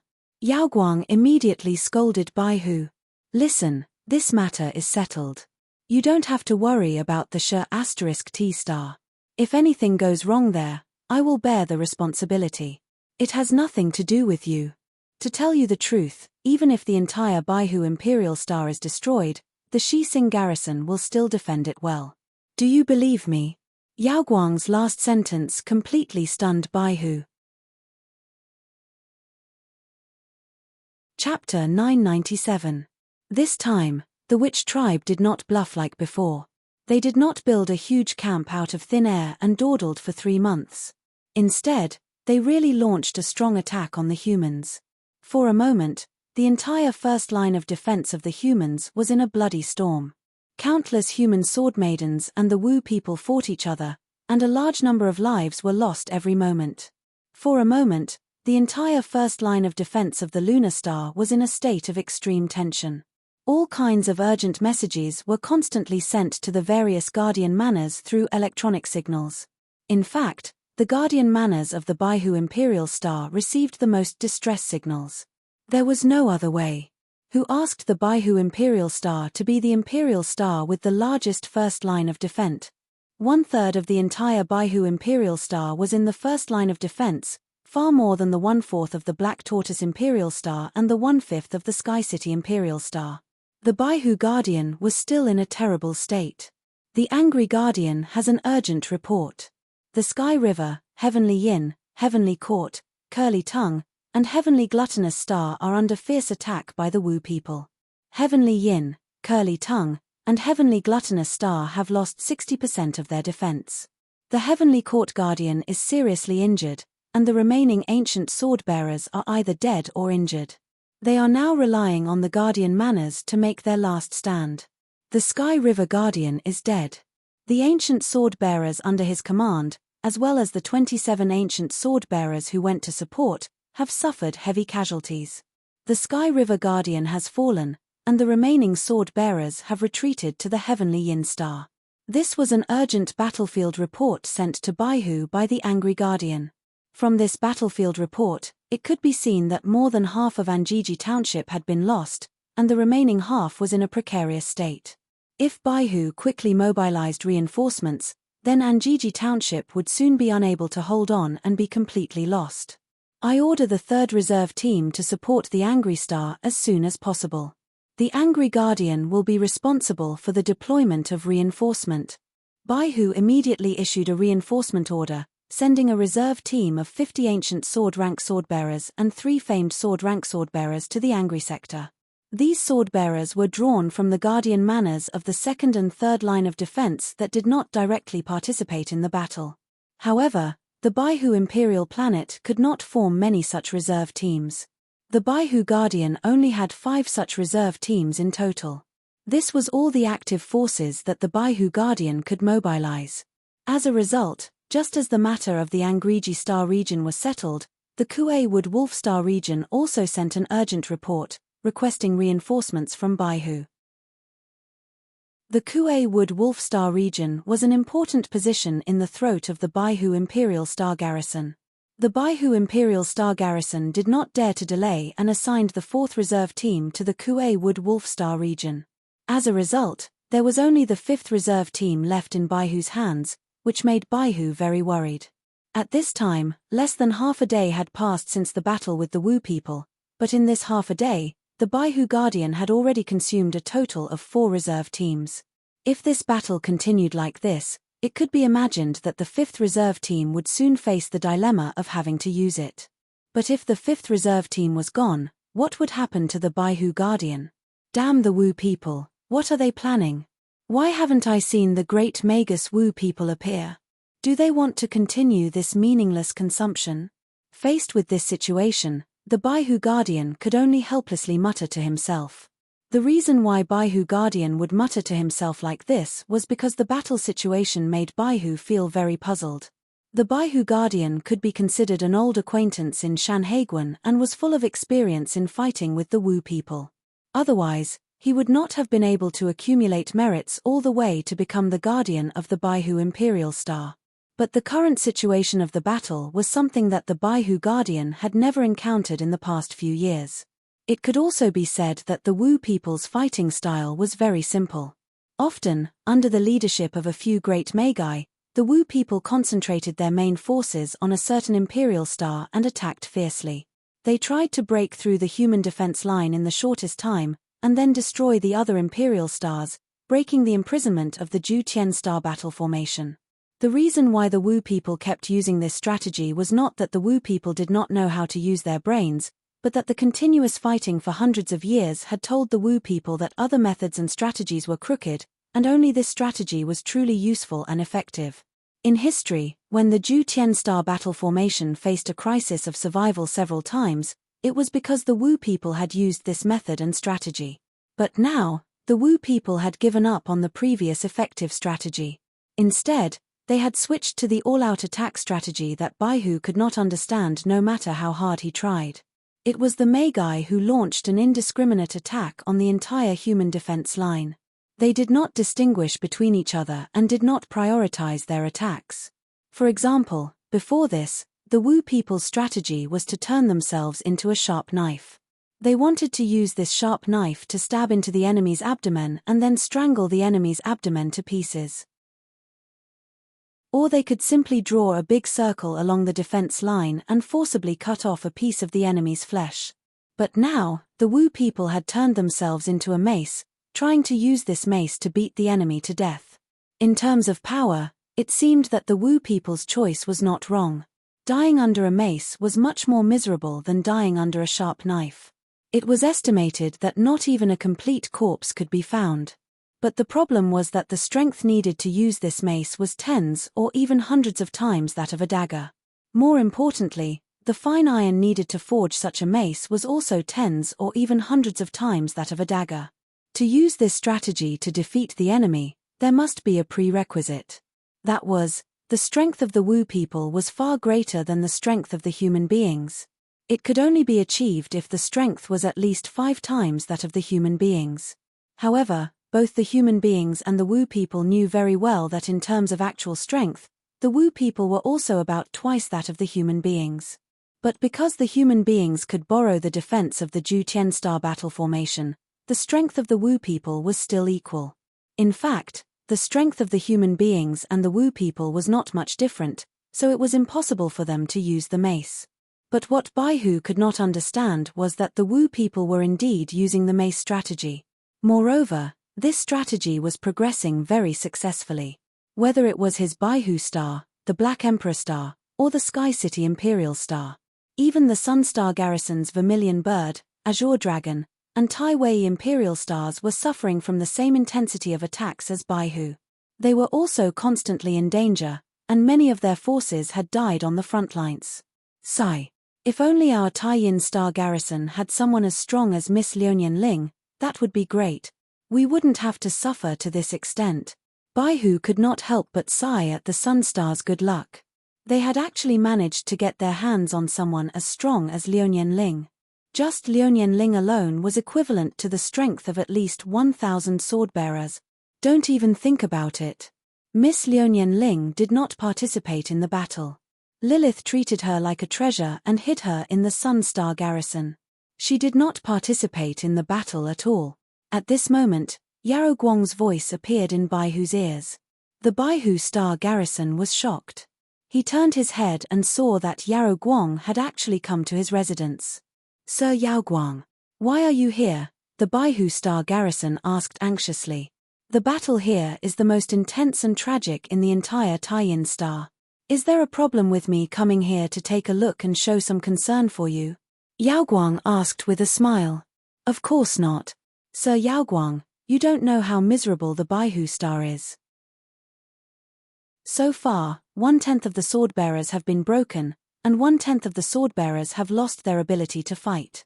The Baihu Star has already lost 1/5 of its power. Baihu immediately complained to Yao Guang. Stop, I'm not here to listen to you cry. I only have one question for you. Can you defend the Baihu Star? Yao Guang asked. This. The White Tiger Guard hesitated for a moment before gritting his teeth and asking, Lady Yarrow Guang, I have a question that I don't understand. I wonder if Lady Yarrow Guang can answer this subordinate's question? Go ahead. Why did you order the sword bearers of the Emperor Star and the Master Star not to participate in the battle? Why did you order them to wait in their respective Guardian Manors and not to leave the Guardian Manors without your orders? You should know that this order of yours has suppressed the most powerful force in the Baihu Imperial Star and even the entire Taiyin Star Garrison. If you had let us join the battle, we wouldn't have to sacrifice so many people. The Baihu Guardian finally voiced out his doubts. The so-called Imperial Star and Master Star swordbearers referred to the Imperial Star Guardians like the Baihu Imperial Star, as well as Baihu Imperial Star's subordinate swordbearers such as Kuei Wood Wolf, Lu Golden Dog, Ang Ri Chicken, Baiyu Wu, San Shuian, and so on. The famed sword rank swordbearers were able to climb to these two positions, so they were obviously absolute experts among the famed sword-rank sword-bearers. They were the most powerful people in the Shanhai Pass apart from the two guardians of the formation cores. Suppressing such power and not using it was equivalent to cutting off one's arm in a fight. This way, one would inevitably suffer great damage. This was something that the guardian of the Baihu Imperial Star was extremely puzzled about. Well said. Let me ask you, did you see any news of the Wu people having a great witch? Yao Guang squinted his eyes and asked Baihu. No. Baihu answered without hesitation. He had indeed not seen any senior Magus-level Wu people. Then did you notice that Wu people's strength has become surprisingly great this time? If the Wu people want to maintain such a strong all-out attack, even if his entire clan goes into battle, we would need at least twice the number of Wu people in our hands to be able to maintain it.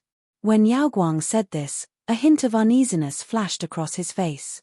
How is that possible? Baihu turned pale with fright. The number of Wu people has been the same for hundreds of years. How can they have more than twice the number this time? More than twice the number out of nowhere? Baihu's fright was not without reason. The number of Wu people in the Shanhai Pass had already been accurately calculated by the humans. There were only a few hundred more Wu people than the total number of Wu people in Shanhai Pass. Moreover, this number had never changed. Over the past hundreds of years, no matter how the Wu people had developed, the total number of Wu people had never changed. This was because there were only so many sorcerer tribesmen left when the 12 ancestors of sorcerer were sealed back then. Although these sorcerer tribesmen could revive endlessly with the help of the blood essence of the ancestors of sorcerer, the upper limit of the number of sorcerer tribesmen could not be increased. It was forever fixed at that number. However, according to what Yao Guang said just now, the Wu people had invested at least 200,000 Wu people on the battlefront. This had already exceeded the number of Wu people. Let's not talk about whether the Ju Tian Star battle formation could withstand the attack of 200,000 Wu people. More importantly, did this mean that the seal of the 12 Grand Wizard ancestors had started to loosen since the upper limit of the wizard tribe's population had been broken? Because only the 12 Zhu Wu had the power to create the Wu people. Do you understand now? Seeing Baihu sweating profusely, Yao Guang said in a deep voice, since the top power of the Wu people, the Great Wizard, has not appeared, then the top power of our human race cannot take action. Otherwise, once we take action, the Great Wizard will launch a surprise attack, and we will not have the time and space to deploy the sword-bearers. You people must be on standby at all times. If the Great Wizard does not appear, you are not allowed to appear. I want to see who has more patience. Yes. Hearing Yao Guang's words, Baihu could not refute, because Yao Guang had said a lot, and this was indeed the case. That's right. Actually, I have another matter to discuss with you. How's the situation in the Sanshuian garrison district? Not knowing why, when Baihu heard Yao Guang's question, he suddenly felt that this was the real reason why Yao Guang had come to him. The situation is very bad. Baihu suddenly froze halfway through his sentence. He had just blurted out the words "the situation is very bad." In fact, he did not remember receiving any urgent news from the Sanshuian. Baihu quickly flipped through the various battle reports he had received in disbelief. Once again, he confirmed that the Sanshuian had not sent him any battle report asking for help. They only sent a routine battle report every 10 minutes saying the situation is stable, we can hold on. Chapter 998. This was a battlefield, but there were no scenes of blood flowing on this battlefield. Even corpses were rarely seen. This was because most of the humans who died were sword ladies, and sword ladies had blood in them. After they were broken, they would return to their sword form. They could not have a physical body. As for the Wu people, after the Wu people died, their bodies would turn back into blood and return to Zhu Wu's blood. There would not be corpses, so the battlefield was unusually clean. I say, these Wu people are not as powerful as the legends say. I can kill two with one strike. Ha ha ha ha. Jiu Yuchen laughed loudly, and at the same time, he desperately attacked the Yuan Ku around him. Just as he had said, with one strike, two Wu people's junior Magi died, turning into puddles of blood that returned to the ground.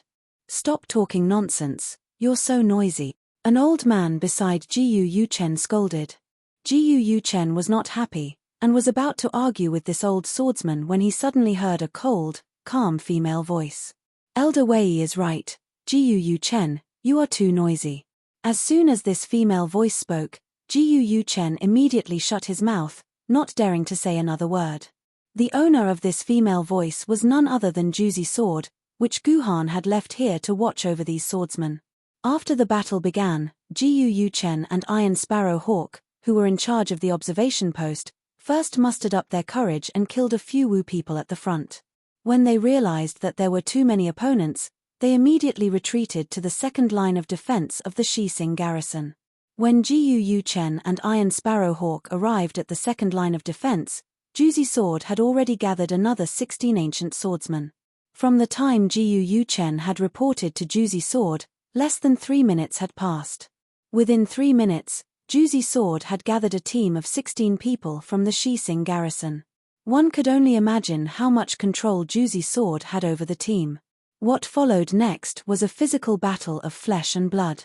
Generally speaking, no, according to the absolute logic of this world, the ones fighting at the front were never the swordbearers themselves, but the sword maidens of the swordbearers. They were the ones fighting against the Wu people. As for the swordbearers, they hid in a relatively safe place and commanded their sword maidens to fight. But Juzi Sword's order was beyond the expectations of these ancient swordbearers. Juzi Sword ordered these swordbearers not to release the sword lady, but to use their own bodies to fight the Wu people. "We're not doing it."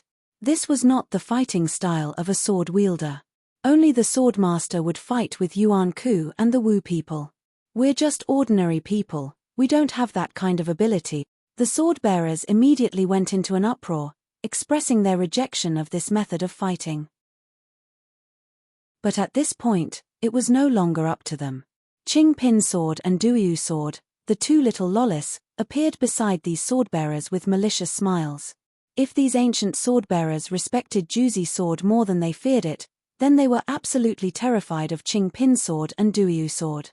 In these 3 months, the two little lollis, who had lost Guhan, vented all their excess energy on these unlucky ancient swordbearers. Besides Guhan's order to use smoke to paint, the two little lollis also came up with many special ideas to use on these ancient swordbearers. After being trained by Qing Pin Sword and Duyu Sword, these ancient swordbearers did not even have the energy to complain. They could only silently endure the inhumane torture of the two little lollis. In the hearts of these ancient swordbearers, these two little lollis were no different from the scariest demons in the world. They would rather die than fall into the hands of these two little lollis. So when these two little lollis appeared, all the swordbearers immediately had no objections. They patted their chests and shouted that they would fight bravely and not run away. And so, under Juzi Sword's command, these 18 ancient swordbearers formed a Tai Chi Yin-Yang formation. This was a relatively common formation among the swordbearers. Every swordbearer had learned how to set up the Tai Chi Yin-Yang formation in school. This formation was as normal and simple to the swordbearers. But this was not a normal Tai Chi Yin-Yang formation. This was the Tai Chi Yin-Yang formation that Juzi Sword had specially trained these ancient swordbearers for half a month to form. Although this formation looked exactly the same as a normal Tai Chi Yin-Yang formation, there were some subtle changes that were completely different. After these swordbearers had practiced for a while, they felt that the Tai Chi Yin-Yang formation that Juzi Sword had taught them was very powerful. However, they could not tell what was so powerful about this Tai Chi Yin-Yang formation. But there was no need for them to say it now. Now, they had to personally test the power of this formation in battle. After Juzi Sword had calmed down the morale of the army, the first wave of Wu people finally arrived in front of these ancient swordbearers. There was no useless opening speech, no cheering from both sides, and no preparations to buy time. When these Wu people discovered the ancient swordbearers, they immediately waved their weapons and rushed over. This first wave of Wu people was not small. They densely covered the entire front line. At first glance, there were at least 200 to 300 Wu people, which was more than 10 times the number of ancient swordbearers. Mom! Seeing this, these ancient swordbearers were so scared that their legs began to tremble. This was because these sword-bearers had been temporarily transferred to Shanghai Pass by the Sword Committee. Many of these sword-bearers were newbies who had not even experienced many formal battles. Seeing so many enemies charging at them, it was not surprising that these sword-bearers were so scared that they cried out for their mom. Fortunately, among these 18 ancient sword-bearers, there were 4 middle-aged sword-bearers who were full of experience. They kept encouraging their companions around them, so the morale of the army did not collapse. What are you panicking for? Do you think that I will let you die? Do you think that Master Guhan made you draw smoke rings for 3 months just to torture you? Juzi Sword stood in the center of the Tai Chi Yin-Yang formation like a general. Ling shouted to all the ancient sword-bearers, "Let me tell you, you are actually learning advanced sword skills. Even your sword lady may not be as advanced as your sword skills. Now is the time for you to practice your sword skills. Do not hesitate, do not panic, and do not be afraid. When you see the members of the shaman tribe approaching you, you only need to follow your instincts and execute the 9-cloud mist sword technique. You will then realize that these members of the shaman tribe are not as powerful as ants under your sword." Although Juzi Sword's words sounded more like he was trying to comfort them, these ancient sword-bearers calmed down. When the Wu people shouted and rushed over, they could not retreat. They could only follow Juzi Sword's words and instinctively use the 9-firmament cloud sword that they had practiced for 3 months. In the end, all the ancient sword wielders were so shocked that their teeth almost fell out of their mouths. The sorcerers that were charging at the front were actually just putting up a strong front. The sword lady in their hands instinctively waved a few times, and the Wu people fell to the ground. When the ancient sword-bearers looked down, these Wu people had already turned into blood and returned to the soil. The battle is not as difficult as I thought. When this thought appeared in the ancient sword-bearers' minds, victory was inevitable. Although there were hundreds of Wu people in the first wave, these hundreds of Wu people could not attack the ancient sword-bearers at the same time. Furthermore, under the effects of the formation, each ancient sword-rank sword wielder only had to face the attacks of 2 witch tribe members at most. In a matter of seconds, they would die under the swords of the ancient sword-rank sword wielder, and these ancient sword-rank sword wielder would not even suffer a single injury. This scene immediately ignited the fighting spirit of all the ancient sword wielders. Their fear was immediately swept away, and without fear, the battle naturally became smoother and smoother. At the beginning, it might take 5 or 6 strikes to kill a Wu people. Later, it would take less than 3 strikes to kill a Wu people. As for the most talented ancient sword-bearers, they could already kill 2 Wu people with 1 strike. Of course, this also had to do with the fact that the Wu people had sent here were too weak. The first wave of Wu people were actually all the weakest little sorcerers. They were not even as strong as an ancient sword-bearer, let alone the ancient sword-bearers who had been buffed by the 9-firmament cloud sword, the Tai Chi Yin-Yang formation, and the Ju Tian Star battle formation. When the first wave of Wu people was completely slaughtered, the ancient sword-bearers became extremely spirited. They all expressed that hiding in the second line of defense was too cowardly. In fact, fighting in the Shi Sing garrison's territory was a disgrace to the Lord Protector. They wanted to fight outside the borders of the Wu people, and they wanted to fight in the territory of the Wu people. The Juzi sword was naturally not against it, and so these ancient sword-bearers advanced under the lead of the Juzi sword. Finally, they left the borders of the Shi Sing garrison. At least they still had some brains. They did not dare to leave the territory of the Shi Sing garrison, and only set up their defenses along the borders of the Shi Sing garrison. The other lines of defense were fought by the sword-bearers who were holed up in their own territory. Suddenly, a sword-bearer from the House of Guardians left the borders and charged into the territory of the Wu people. Instantly, the Shi Sing garrison became very conspicuous. The commander of the Wu people naturally had to get rid of the conspicuous ones, and so he ordered more than 500 little sorcerers and 50 middle sorcerers to attack the 18 pitiful sword-bearers. In the end, under the command of the Juzi sword, the Tai Chi Yin-Yang formation was fully activated. Although the little sorcerers were nothing to worry about, the middle sorcerers were not weak. Under the attacks of the middle sorcerers, these arrogant ancient sword-bearers were instantly thrown into disarray, and their formation almost collapsed. However, There was still the existence of the Juzi sword, a bug in the formation. The Juzi sword went up to block the areas that were about to collapse, and then continuously killed the middle sorcerers. The number of middle sorcerers was controlled to a level that the ancient swordbearers could deal with, and the middle sorcerers became the best whetstone for these ancient swordbearers. Combat was indeed the best teacher. Through this method, the ancient swordbearers' battle strength continued to increase. In the end, they did not even need the Juzi sword to defend against the attacks of the middle sorcerers. Although it took a lot of effort and energy, they finally succeeded in wiping out the Wu people. This time, the commander of the Wu people could not stand it anymore. He began to transfer more Wu people from other battlefields to deal with the Shixing garrison. This way, the pressure on the Shixing garrison increased, and at the same time, the pressure on the surrounding Sanshuian garrison was greatly reduced. This was also the reason why the Sanshuian did not send an emergency report to Baihu. It was because the Sanshuian battlefield was very stable.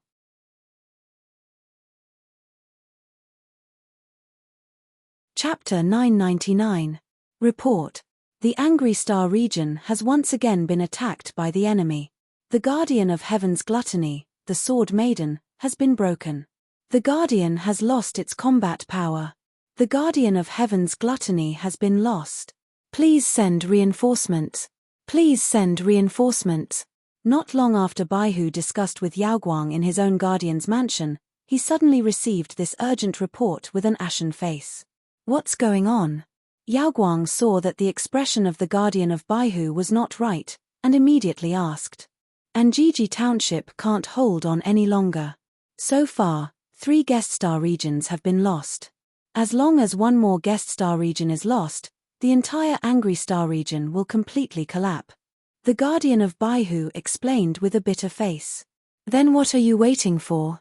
Don't you still have a reserve team left? Immediately send this reserve team to support the Angry Star region. Yaoguang immediately said. But sir, I only have this reserve team left. If this reserve team is also thrown in, then I will no longer have any active forces, Baihu said anxiously. Isn't it urgent that Anjiji Township is finished?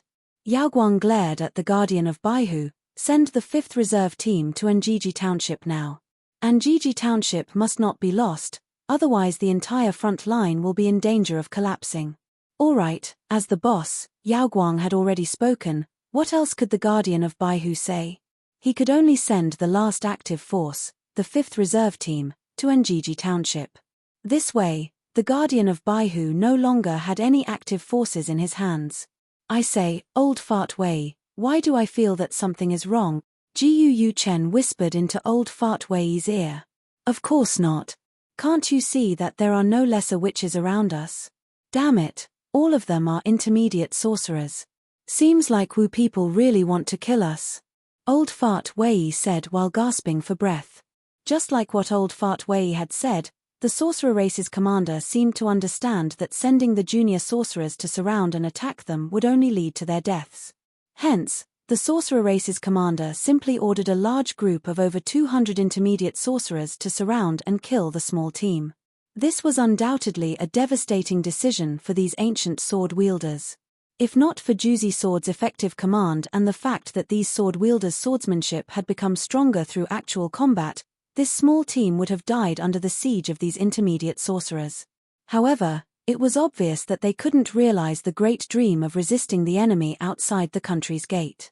The whole team could only retreat step by step and return to the area of the Shixing garrison, so that the power of the Ju Tian Star battle formation could be fully applied to them. Only then did the team avoid collapsing. What was worth rejoicing was that up until now, there were no signs of casualties in the entire team. These 18 sword wielders were still alive and well in this world. If not, the promise that Guhan had made to these sword wielders would have become a lie. However, death seemed to be a matter of time. Previously, they had already experienced half a day of bitter battle, and almost everyone was at the point of exhaustion. Especially for Old Fart Wei, who was a middle-aged and elderly sword wielder. After all, they were already old, and their stamina was not as good as a young man like Jiu Yu Chen. In addition, The battle that had lasted for half a day had consumed a lot of his stamina. He was already unable to keep up with the pace of the entire team. It could be said that if the battle continued, in less than 20 minutes, Old Fart Wei would directly fall on the battlefield. Old Wei, immediately release the sword lady. After that, let your sword lady fight. You return to my side and rest. Juicy Sword, who was in charge of commanding, clearly understood the predicament that her team was currently facing. Hence, she gave such an order. When Old Wei heard it, he immediately released his own sword lady and let her replace his position. Then, he took a step back and returned to Juicy Sword's side. Once he stopped, Old Fart Wei could not help but sit on the ground. His face was purple and green as he clutched his chest. He laid on the ground and gasped for breath. This was a sign that his stamina had been exhausted to the limit. Previously, his body was forcefully supporting itself due to the intense battle, so he did not show any signs of pain. However, once he sat down and began to rest, the signs of being suppressed by his willpower began to appear. Old Fart Wei could only feel that he was exhaling more than he was inhaling. At the same time, a bloody smell gushed out from his throat. His stomach was in a mess, and his brain was dizzy. If he did not handle it well, Old Fart Wei was afraid that he would die on the battlefield. Medical pod. Old Fart Wei was afraid of death and did not want to die. Hence, he used the last of his willpower to retrieve his own medical pod from his dimensional pocket. He was prepared to enter the medical pod to heal his body. No. However, he did not expect that before Old Fart Wei could enter the medical pod, Juicy Sword pulled him back. She did not allow him to enter the medical pod. Lady Juicy, please forgive me. If I do not enter the medical pod, I will die here. Old Fart Wei used the last of his strength to plead. No. Juicy rejected without hesitation. She knew that although the medical pod could quickly heal all kinds of illnesses, it was not as effective in terms of recovery of stamina. Although it was faster than the normal recovery rate, but for someone like Old Fart Wei who was exhausted, he would need at least 2 to 3 hours to recover to his peak condition.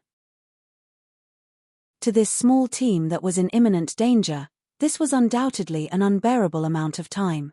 More importantly, if Old Fart Wei were to enter the medical pod, then there would be extra manpower allocated to take care of the medical pod. Otherwise, when the team was preparing to move, the medical pod would have to stay here. That would be no different from sending Old Fart Wei to his death. Lady Juicy, do you really want to see me die here? Old Fart Wei was tormented by this situation where he could not catch his breath and his body was convulsing. Drink this. Juicy Sword took out a small test tube from his pocket. This small test tube was filled with a light yellow liquid. Although he did not know what kind of liquid Juicy Sword had given him, Old Fart Wei did not care about it. Without saying a word, he drank the light yellow liquid into his body. Needless to say, this liquid was really amazing. Once the liquid entered his stomach, the pain on Old Fart Wei's body began to rapidly disappear. His breathing became even and calm, and the blood that had overflowed to his throat began to flow back. Waves of warm energy quickly entered his 4 limbs, allowing his physical strength to rapidly recover. In just a few minutes, Old Fart Wei felt that his body had recovered by about 70%.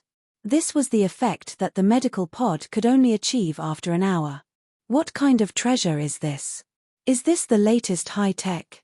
Old Fart Wei licked his lips as he stared blankly at the small test tube in his hand and said, "Don't ask what you shouldn't ask. A good rest is enough," Juicy Sword said coldly. He then called out to the other middle-aged and elderly swordsmen, asking them to retreat to his side to rest. At the same time, he drank a test tube of light yellow liquid. I believe that everyone can guess the origin of this light yellow liquid. That's right, this was the emperor's blood that Guhan had obtained from the Liu Nian aristocratic family. Of course, Guhan would not be so extravagant as to use a bottle of emperor's blood to help an old man recover his stamina. In fact, this was only a millionth of a bottle of emperor's blood. Before Guhan entered the game, he diluted 1 cubic centimeter of emperor's blood into a large tub of recovery potions. These potions were then divided into 10,000 small test tubes. This became the light yellow liquid that Old Fart Wei was talking about. After these recovery potions were enhanced by the Emperor's blood, although they did not have the powerful healing effect of the Emperor's blood, they were unexpectedly useful for recovering stamina. Even an old man like Old Fart Wei could recover his stamina in a short period of time. This was also one of Juzi Sword's trump cards. Hence, under Juzi Sword's command, all the swordsmen began to take turns with their sword ladies, and then returned to Juzi Sword's side to recover their stamina. Since only 4 sword ladies could fill the empty spots left by the sword-bearers at the same time, and the sword ladies themselves were not much weaker than these sword-bearers, the entire team's formation was still stable. When all the sword-bearers recovered their strength, the entire team instantly returned to their strongest battle state. They continued to fight the intermediate sorcerers without falling into a disadvantageous position. This situation enraged the commander of the Wu people. He seemed to have made up his mind to eliminate these annoying humans.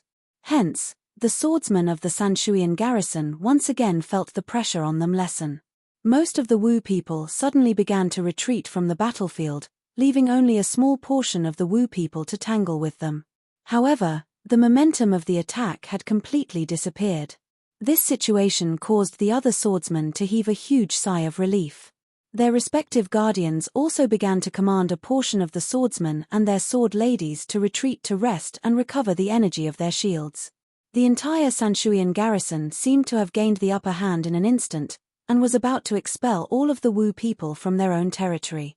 The other guardians were relieved, but the 2 guardians of Starfang garrison and Starping garrison were deeply worried when they saw the position of the Shising garrison. The 2 guardians were on either side of the Shising garrison, and they were Guhan's 2 good friends, Ku Rokin and Leslie Dracula. They clearly saw that after the Wu people retreated, they all charged towards the Shising garrison where Guhan was. Not only were there countless junior sorcerers, there were also 600 to 700 intermediate sorcerers, and 20 to 30 heaven sorcerers. If such a force was used to attack the Guardian's mansion, the Guardian's mansion would probably fall in an instant. But if it's that guy, these Wu people should be able to handle it. When they thought of Guhan's terrifying strength, Ku Rokin and Leslie Dracula, who were originally worried, instantly felt less worried. However, if the 2 of them knew that Guhan was still in the game, and that the ones resisting the Shising garrison were only the 18 ancient sword-bearers that he had trained for 3 months, they probably wouldn't be laughing anymore. Chapter 1000. Lady Juzi. We can't fight anymore, let's retreat. Looking at the sea of sorcerers surging towards them from the various battlefronts, including 20 to 30 heaven sorcerers who could fly in the sky, the ancient sword-level swordsman team that had been enduring the attacks tenaciously was on the verge of collapse. Previously, no matter how many intermediate and minor sorcerers there were, these sword-bearers did not feel too afraid. This was because these Wu people did not have the ability to fly. They could only fight these sword-bearers on the ground. Due to the restrictions of the terrain and the various formations, there were not many Wu people who could fight the sword-bearers directly. As long as they had good command and formation, as well as an endless supply of diluted imperial blood stamina potions, this sword-bearers team could continue fighting. But now that the heaven sorcerers who could fly had joined the battle, the situation was completely different. These ancient sword-bearers clearly did not have the ability to fight enemies who could fly in the sky. It was like a well-armed US ground tactical team. When they were besieged by 4 or 5 Apache helicopters, they could only face the fate of being slaughtered. Juzi knew this very well. This was not a gap that could be overcome with swordsmanship and command. Someone had to stop these heaven sorcerers. Otherwise, these 18 ancient sword-bearers that they had painstakingly trained would all die here. Everyone, retreat to the Guardian's mansion. Defend the Guardian's mansion, Juzi immediately ordered. The best way was to retreat these people to the other Guardian's mansions, but the problem was that Guhan was still in the Guardian's mansion, still fighting in the game. These ancient sword-bearers could retreat to the other Guardian's mansions, but Guhan could not move a single step. If these ancient sword-rank sword-bearers really ran away, then Ji Han, who was left behind, would definitely die. Therefore, no matter what, Juzi only had one choice. That was to use the Guardian's mansion as a last resort and try to stall for time until Guhan left the game. In fact, Guhan did not stay in the game for the past 3 months. There were 2 or 3 times when Guhan came out of the game. After listening to the general situation of Shanghai Pass, he made various arrangements.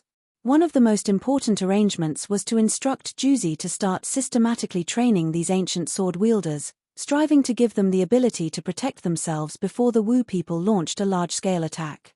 After making these arrangements, Guhan re-entered the game and told Juzi to send a signal through the forced exit button on the helmet once the battle began. All Juzi had to do was wait for him to return from the game to the real world. Therefore, all the resistance was actually done by Juzi according to Guhan's instructions.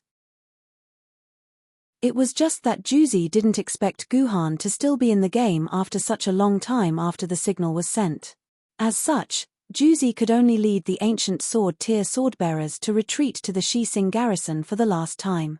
Every professional strategist knew very well that retreating was actually the most dangerous thing to do on the battlefield. This was because once the commander-in-chief gave the order to retreat, the entire army would inevitably fall into a state of disorder. The various formations that had been arranged beforehand would also become chaotic due to the different steps of retreat. If the enemy took advantage of this time to attack and disrupt their formation, the retreat would turn into a rout, and the entire army would be completely destroyed. There were countless examples of this in history. According to historical battle statistics, only about 30% of the total number of soldiers who died in a head-on battle actually died. The remaining 70% of the soldiers died when they were routed. Therefore, for Juzi, retreating was not an easy task. If she wanted to safely bring the 18 ancient sword wielders back to the garrison residence, she would have to pay the price. Since ancient times, when an army decided to retreat, the commander-in-chief of the army would have to sacrifice himself to survive. He would have to give up a unit to stop the enemy at a strategic location and sacrifice this unit in exchange for a smooth retreat for the rest of the army. The truth was the same. The sword-bearers had to be sacrificed too. Someone had to stop the pursuing enemy and cover the retreat of the main force. And this person naturally could not be the ancient sword wielders. If these ancient sword wielders lost the protection of the formation and faced the Wu people alone, they would be torn to pieces by the enraged Wu people in less than 3 seconds. Therefore, the person who stayed behind to stop the enemy had no other choice. It was the 3 sword maidens that Guhan had left in the real world. This was because only Guhan's sword maidens could withstand the attacks of so many Wu people for a long period of time. At the same time, because there could only be one sword maiden in the form of a sword maiden, he could only choose one of the 3 sword maidens, Juzi, Qingpin, and Duyu. Master has put me in charge of everything here. Stopping the enemy is my responsibility, so I can only take responsibility, Juzi said to Qingpin and Duyu, who were beside her. All right. I'll leave it to you. Qingpin and Duyu grinned and nodded. They transformed into their sword forms and were brought back to the House of Guardians by the other ancient sword wielders. When Juzi decided to enter battle mode to fight the Wu people, Qingpin and Duyu could not maintain their sword maidens' forms, so they could only return to their sword forms. This way, the only one left to face the Wu people was Juzi. Tear this reckless sword maiden to pieces. The commander of the Wu people, a sky sorcerer, who was flying high in the sky, saw that the main force of the enemy had begun to retreat, leaving only a sword maiden to stop them. He immediately shouted arrogantly. From the sky wizard's point of view, even if the sword maiden was a famed sword maiden, she would still have her shield torn apart in an instant when she was surrounded by his main force. Then, she would be smashed into a broken sword by them. Unfortunately, the sky sorcerer was completely wrong. The intermediate sorcerers who were fighting with Juzi did not even have time to attack before their heads were chopped off by the sword maiden. The whole process was as smooth as flowing water. There was no pause at all. Go. Let's go. The sky sorcerer was enraged. A large number of Wu people surrounded Juzi and attacked Juzi from all directions. In the face of such an attack, Juzi was able to deal with it with ease. Although her personal protective shield would occasionally be attacked by the sorcerer tribe, each attack would cost the lives of 2 to 3 intermediate sorcerers. In just a minute, more than 20 intermediate sorcerers had died under Juzi's sword. The sky sorcerer had calmed down from his anger. He no longer ordered the intermediate sorcerers to die. Instead, he ordered the 20 sky sorcerers flying in the sky to attack Juzi in unison. From the moment the sky sorcerers attacked, Juzi felt the pressure on her increase. It was no longer possible for her to kill the intermediate sorcerers with a single strike like before. On the contrary, Juzi was in danger under the simultaneous attacks of more than 20 heaven sorcerers. The energy of the personal shield on the surface of her body started to decrease rapidly. It was on the verge of collapsing. In fact, it was not impossible for the Juzi sword, which was ranked first and second among the famous swords, to deal with more than 20 heaven sorcerers, who were equivalent to the dragon-level Yuan Ku. However, there was a precondition. Guhan had to be by Juzi's side. Juzi could only fend off more than 20 heaven sorcerers because she had the support of the endless sword essence in Guhan's body. However, Guhan was still in the game and could not mobilize the sword essence in his body to support Juzi. Juzi could only use a portion of the sword essence that Guhan had left in Juzi's body when he had woken up. These sword essence could not be replenished. Every time she used it, it would decrease. More importantly, without Guhan by Juzi's side, Juzi could not even use her skills. She could only rely on the simplest attacks to fight the Wu people. Even so, Juzi's battle strength was still tenacious. While she was surrounded by the heaven sorcerers, she managed to kill 3 heaven sorcerers with the little sword essence she had left. The heaven sorcerer who was in charge of commanding the army was so angry that he almost fell from the sky. However, killing 3 heaven sorcerers was Juzi's limit. When Juzi killed the 3rd heaven sorcerer, her personal shield finally shattered. 4 or 5 different weapons stabbed into Juzi's back. Juzi staggered and fell to the ground. "Break her for me," the heaven sorcerer commander ordered anxiously in the air. The more than 20 heaven sorcerers around him raised their weapons at the same time. Balls of light of different colors condensed at the tips of their weapons. These balls of light were actually 12 different types of energy, representing 12 different Wu people's tribes. From this, it could be seen that the more than 20 heaven sorcerers did not come from a single Wu people's tribe. Instead, they came from 12 different Wu people's tribes. This was something that had rarely happened in the history of the battles between humans and the sorcerer tribe. This was because the battles between the sorcerer tribe were usually fought by their respective tribes, or at most, 2 or 3 tribes would fight together. Since ancient times, the situation of 12 tribes fighting together at the same time had not happened many times, especially since the sorcerer tribe must have undergone a huge change. Alright, even though this piece of information was very important, it wasn't very useful to Juzi right now. If the attacks of these heaven sorcerers hit Juzi, who had lost the protection of her personal shield, there was no other outcome for Juzi. She would be broken. "Master, I'm sorry, Juzi can't accompany you anymore." The seriously injured Juzi had lost the ability to fight back. Although she knew that she was about to be broken, she could not fight back. She could only murmur softly and wait for her death. "I won't let you be broken. No one can let you be broken," a familiar voice suddenly sounded in Juzi's mind. In the next moment, countless golden chrysanthemum-like sword auras wreaked havoc on the battlefield. So beautiful. Seeing such beautiful sword auras, Juzi finally smiled faintly. Then, her body turned into a ray of light and returned to a familiar embrace. Chapter 1001. Report. Anjiji Township is in an emergency, requesting reinforcement. F***CK. Baihu was so angry that he wanted to throw away the personal terminal in his hand. This was already the 4th time Anjiji Township had asked him for reinforcements. 3 of the 5 reserve teams in his hands had already been smashed into Anjiji Township. Now, he was asking for reinforcements again. Where would he have any reserve teams for him? "Boss, what do you think we should do?" The guardian of Baihu was helpless. He could only throw the pot to Yaoguang and let Yaoguang make the decision.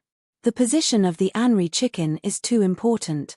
That's why Wu people invested so many troops to attack him. That's why the Anri chicken can't be lost. Think of a way now. See if you can transfer another reserve team from another garrison area to support Anjiji Township. Yao Guang thought for a moment and said, "How can this be? Where else can I transfer troops from?" White Tiger calculated with a bitter face, Kuewood Wolf has also asked me for support twice. If he doesn't ask me for support again, then Amitabha.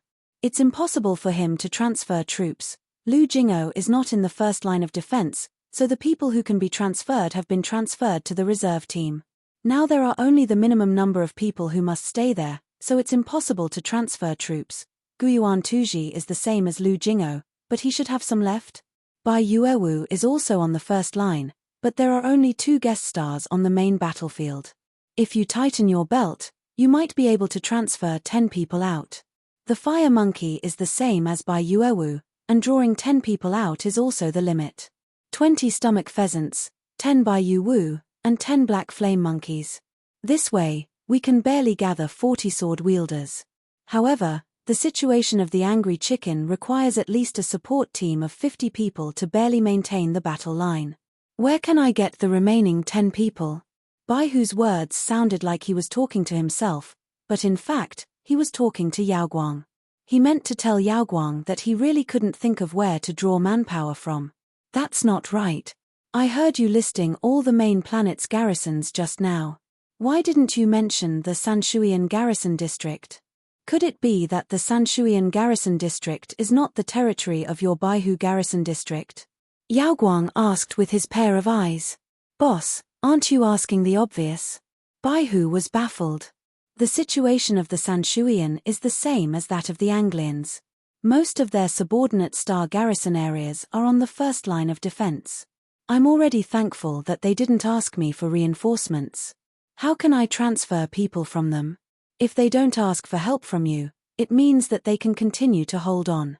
They must still have people they can deploy, Yao Guang said with certainty. Boss, stop joking. There is still a Shi Xing garrison in the Sanshuian. Until now, the guardian of the garrison mansion has not reported to me. And the Wu people that Sanshuian needs to face are no less than the Anglians. I really can't transfer people from them. The guardian of Baihu cried like a bitter gourd. Boss, why don't you stay here and personally lead the newly formed reserve team to rescue the Anglians? I alone can fight against about 10 ancient sword rank sword wielders. The guardian of Baihu really planned to go up himself this time. Nonsense. You are not allowed to go anywhere before the enemy's great Magi make their move. Just stay here and wait for orders. Yao Guang scolded the guardian of Baihu sternly. As the saying goes, how would you know the truth if you don't ask? I think the person who has the most say in the Sanshuian situation is not you, but the guardian of Sanshuian. Immediately call the guardian's communicator and ask him if he can transfer 10 ancient sword rank sword wielders to you. Boss, why don't you believe me? No matter what, the Sanshuian will not be able to transfer people. Although the guardian of Baihu said it was impossible, he still called the Sanshuian guardian's communicator. Hello. Is it the Sanshuian? How is the situation over there? Can you give me 10 ancient sword rank sword bearers? The guardian of Baihu asked loudly. He even turned on the hands-free function of his personal terminal so that Yao Guang could hear the Sanshuian guardian's words. This way, Yao Guang would understand that the Sanshuian guardian would not be able to transfer any ancient sword rank sword wielders to him. What? Transferring people? That's not a problem. The words of the Sanshuian guardian almost made Baihu fall to the ground. He doubted if he had heard wrongly. The other guardians kept asking for reinforcements, but this Sanshuian guardian actually said that he could transfer people to him. Did this guy's brain get damaged in the battle? I say, Sanshuian, are you sure you didn't hear wrongly? I said I would take 10 ancient sword rank swordsmen from you, not send 10 ancient sword rank swordsmen to you. White Tiger confirmed again. He emphasized that he was going to take 10 ancient sword rank swordsmen away. Yes, I didn't hear wrongly. No problem, boss. I'll send 10 ancient sword rank sword wielders to you, the Sanshuian guardian said loudly. This time, the guardian of Baihu guardian was completely speechless. Sanshuian? I'm Taiyin. Yao Guang did not wait for Baihu to speak. Instead, he spoke directly into Baihu's personal terminal. Yes. Greetings, Sir Yao Guang. The Sanshuian Guardian's tone immediately became more respectful and serious. How about this? Tell me how many people you can transfer to me. As long as you can guarantee that the Sanshuian garrison will not lose a single inch of its territory. Yaoguang Guardian said loudly. Let me see. About 70 people should not be a problem, the Sanshuian Guardian replied after thinking for a while. F***CK, are you kidding me?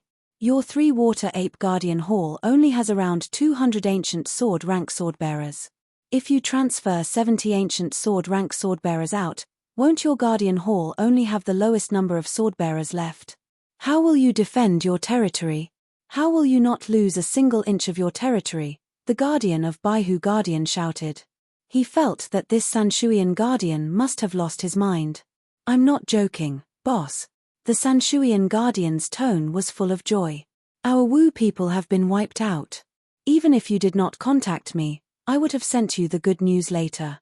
The Sanshuian garrison is about to kill all the Wu people who came to invade the Sanshuian garrison. This is a great victory. What did you say? Why don't you quickly wipe out the witch tribe? Did the Wu people not send their main forces to your side? You only used some minor sorcerers to feign an attack. But that's not what you wrote in the report you gave me a few hours ago. You said that the Wu people's main forces were overwhelming, and that you were having a hard time defending. How did you manage to wipe out your opponents so quickly? The Guardian of Baihu Guardian felt like he was going crazy.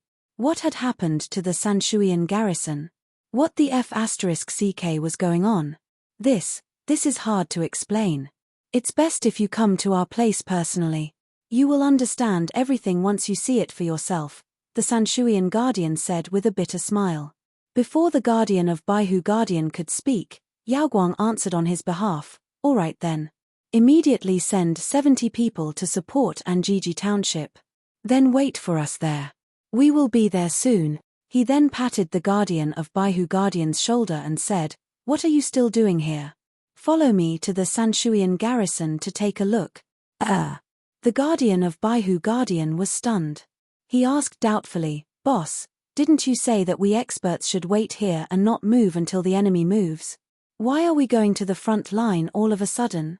The Sanshuian garrison is different. That is the first place to bear the brunt of the attack. If there is a real fight, it will most likely happen there. We are just a step ahead of time, Yaoguang said calmly. He then left the Guardian of Baihu Guardian's mansion with the Baihu Guardian. When Baihu and Yaoguang arrived at the Sanshuian garrison, the Sanshuian Guardian was already waiting there. The three of them first went around the nearest Star 3 garrison and Star Destroyer garrison. They found that it was just as the Guardian of Sanshuian Guardian had said. The large-scale battle here had ended. Only the small teams of ancient sword wielders were left, led by their respective famed swordsman guardians to kill the remaining Wu people's soldiers. Meanwhile, the huge camp of the Wu people outside the garrison district was empty. The Wu people inside seemed to have all retreated. What the hell is going on? Explain it to me. The Guardian of Baihu immediately asked the Sanshuian. It's like this. The Sanshuian had to spend a lot of effort to explain the situation clearly. It turned out that an hour ago, for some reason, the main force of the Wu people, who were attacking the various garrison districts, had suddenly retreated and collectively entered the territory of the Sh**T-star garrison. The Sanshuian and the other guardians were puzzled. They were ready to organize reinforcements to rescue the Sh**T-star garrison. However, they were only doing their best. In their minds, facing such a large number of Wu people, the Shixing garrison would not be able to withstand the attack alone. They would soon be completely annihilated. However, they did not expect that when the rescue team was organized, a team of 18 people would suddenly appear from the Sh**T Planet Guardian mansion. Instead, they began to help the neighboring Sh**T Planet Guardian mansion to clean up the Yuan bandits there. According to this team, all the shamans in the Sh**T Planet Guardian mansion had been eliminated, so it was a good time to fight back. The combat prowess of the entire 18-man team was extremely powerful. In less than 10 minutes, they had killed all the remaining shamans in the Planet Fang Guardian's mansion. Then they went to the Planet Ping Guardian's Mansion, the Planet Army Well Guardian's Mansion, the Planet 3 Guardian's Mansion, the Planet Buster Guardian's Mansion. They continued to clear out the shamans along the way, and they had almost cleared out all the territories under the 3 water apes' control. Are they still fighting? Yao Guang immediately asked after listening to the explanation. Yes, there are still some Wu people in the Yujing garrison. They are fighting there. The Sanshuian replied. Let's go. Let's go and see how strong this team of 18 people is. Chapter 1002. This is. Today was probably the first time in Baihu's life that he had ever been shocked. He could not believe what he was seeing. There were 18 swordmasters forming a formation and killing thousands of Wu people as if they were chopping vegetables. The whole process was as smooth as flowing water. There was no pause or hesitation. It was as if they had killed countless Wu people. My goodness, when did swordmasters become so common? The guardian of Baihu clearly remembered that the number of swordmasters he had seen in his life did not exceed the number of fingers on his hand. But now, there were 3 times more swordmasters than he had seen in his life on this small battlefield. If he hadn't seen this scene with his own eyes, the White Tiger Guard wouldn't have believed it even if you beat him to death. This military governor. Not only was the guardian of Baihu shocked, but even Yao Guang was not much better. He had guessed that the strange things that had happened in the Sanshuian garrison district had something to do with Guhan. However, Yao Guang was used to thinking that Guhan had killed all the Wu people in the Sanshuian garrison district. He did not expect that Guhan had not done it himself. Instead, he had done it with the help of his 18 ancient sword-bearers. In some ways, this was even scarier than if Guhan had done it himself. Yao Guang could not help but imagine that Guhan had not handed over 18 ancient sword-bearers, but 1,800 ancient sword-bearers. Would Shanhai Pass have peace then? Baihu, Sanshuian, I think I should change my order, Yao Guang said softly as he looked at the ancient sword-bearers. How would you like to change it, sir? The guardian of Baihu asked. I think that sending over 70 ancient sword-bearers to Anjiji Township would be suicide. Instead, we should send this ancient sword-bearers there. That way, Anjiji Township will not have to ask for reinforcements, Yao Guang said with narrowed eyes. That won't do, sir. Before the guardian of Baihu said anything, the Sanshuian was the first to speak up. Sir Taiyin, the reason why the Sanshuian garrison is able to send over 70 ancient sword-bearers is because of these 18 ancient sword-bearers. If you transfer them away, then the area guarded by the 3 water apes will be finished when we face a large-scale attack from the sorcerer tribe. What are you afraid of? Those are just pawns. The real boss is still in your Sanshuian garrison district. As long as he is here, the Sanshuian garrison will be the safest place in the entire Shanhai Pass. There is no need for you to stay here any longer. Go back to your own garrison residences, be on your guard. The Wu people's plot could come at any time. We cannot let our guard down. Yao Guang advised the guardian of Baihu and the Sanshuian to return to their own garrison residences. However, he turned around and walked towards the Shixing garrison, leaving the guardian of Baihu and the Sanshuian dumbfounded. When Yao Guang arrived at the Shixing garrison's territory, he saw a man lying comfortably on a large green rock, leisurely basking in the sun. He did not seem nervous at all, as if the battle had nothing to do with him. You're finally willing to show up. I thought you were staying in the game and didn't want to come out. Yao Guang sat down beside Guhan and said with a smile. How did you know that I've been in the game? Guhan turned his head to look at Yao Guang. I remember that my name should be offline in the contact list for the past few months. How did you know that I've been in the game for the past few months? I don't have any other abilities. It's just that the Taiyin garrison has the authority to monitor the network of the entire Taiyin garrison district. I can see that the Shixing garrison's network is connected to the game every day. Moreover, you haven't shown up even once in the past 3 months. If I couldn't guess that you've been in the game, I wouldn't be the guardian of the Taiyin star. Yao Guang explained with a smile. Forget it. Why did you come looking for me? I'm just a small guardian of the Sh*T star. Now, not only have I helped you guard the Shising garrison, I've even helped you deal with the Sanshuian garrison. I should have saved you a lot of trouble. Don't come looking for trouble with me if you have any request.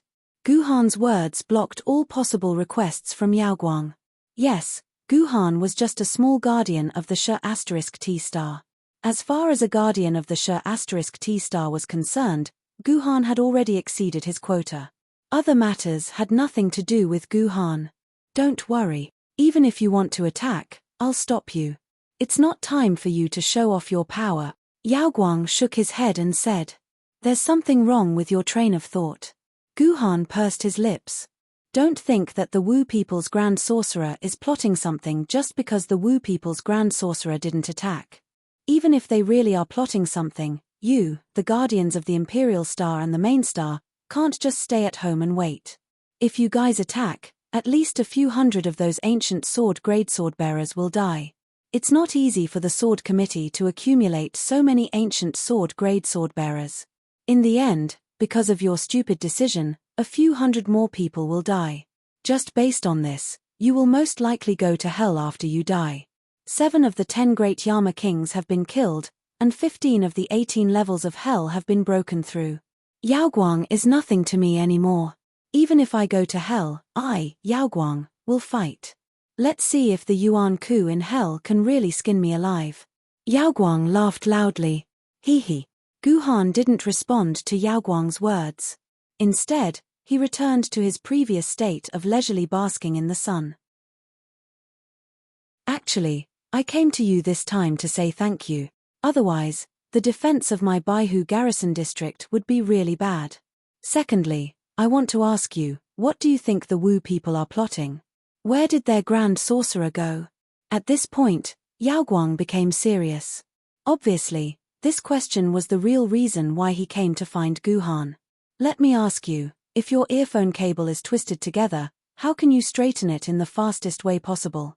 Guhan suddenly asked. Find the earphone plug, then unlock it along the plug, Yaoguang answered without thinking. That's right. Finding the answer to a question is just like finding this earphone cable. As long as you find the most critical point, all the problems can be solved. Guhan stretched out his right hand and pointed at the Wu people's camp in front of him, which was already empty. Although humans have suffered heavy losses in this war, how can the Wu people's losses be small? Their losses are almost 5 times that of ours. The Wu people's Grand Sorcerer is not a fool. He won't let the war continue with such a loss ratio. However, they have never appeared from the beginning to the end. Obviously, they are preparing for some conspiracy. Millimeter. Yaoguang nodded repeatedly, but his expression was very pained. I say, military governor, we have already guessed what you said. We also know what the Wu people are planning, but what is their conspiracy? You didn't answer my question at all. Do you think the Wu people want to play a trick of capturing the ringleader first? Yaoguang did not wait for Guhan to answer and directly said his guess. I also know that finding the end of the wire is the most critical point.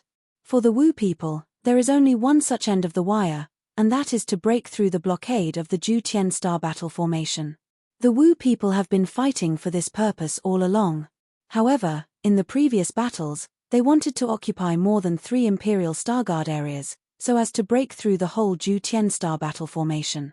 However, we have always neglected one point, that is, the fastest way to break through the Ju-Tien Star battle formation is not to occupy more than 3 Imperial Starguard areas, but to kill the Lunar Starguard and the Solar Starguard at the same time. That is, Lilith and I.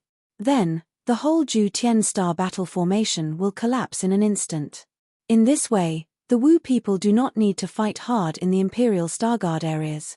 Therefore, Lilith and I guessed that the Wu people's Grand Wizard is hiding behind to attract Lilith and me to the battlefield through this battle. Then, when we are fighting with the ordinary Wu people, he will suddenly appear and kill Lilith and me.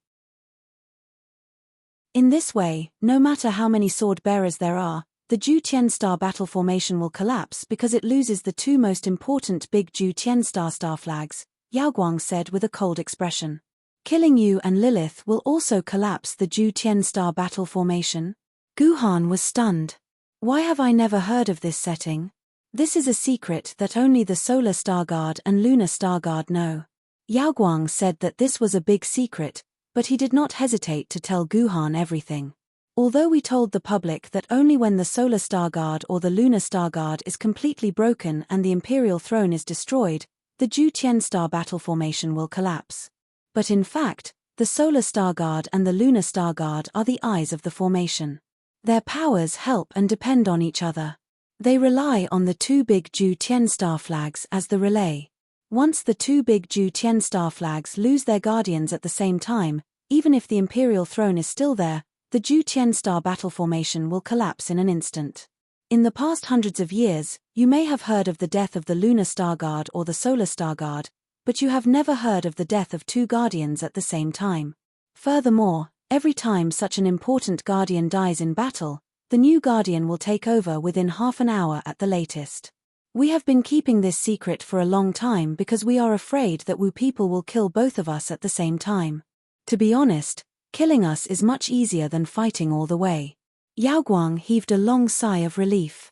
Obviously, he had kept this secret in his heart for so long that he had to say it.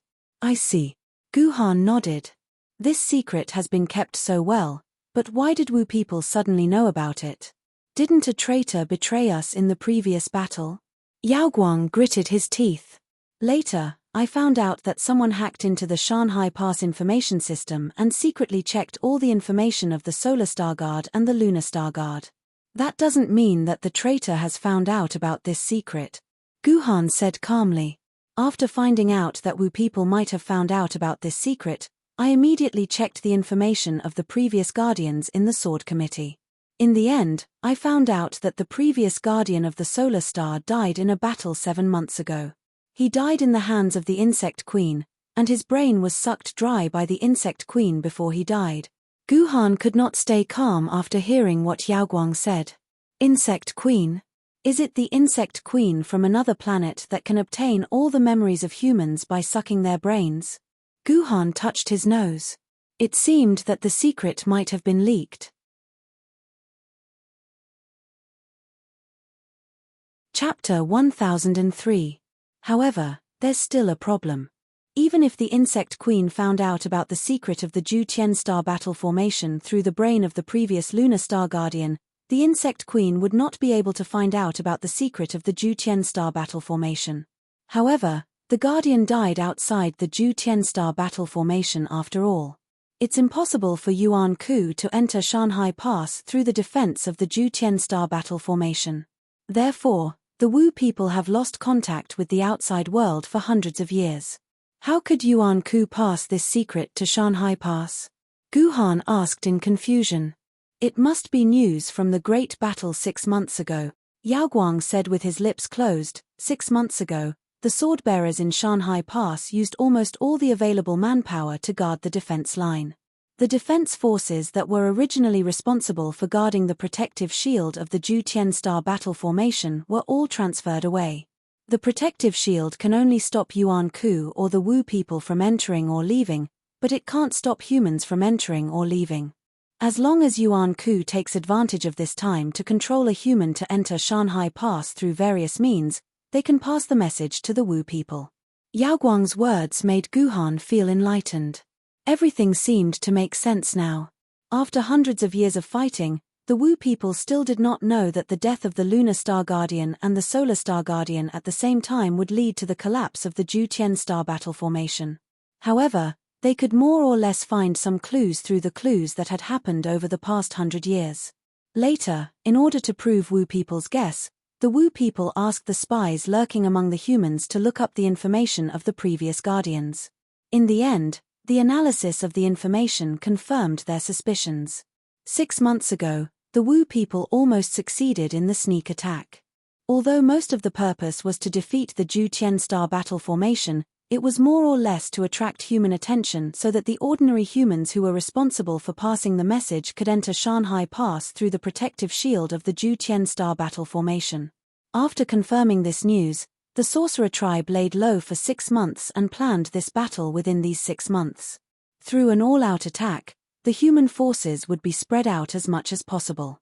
More importantly, Yao Guang and Lilith would be separated from the other powerful famed swordsmen, so that the two of them would be isolated and helpless. Then, the 12 hidden great sorcerers suddenly appeared at the last moment and attacked Yao Guang and Lilith at all costs, trying to kill the two guardians at the same time. In this way, the Ju Tian Star battle formation completely collapsed. Even Guhan had to admit that Yao Guang's conjecture was very accurate.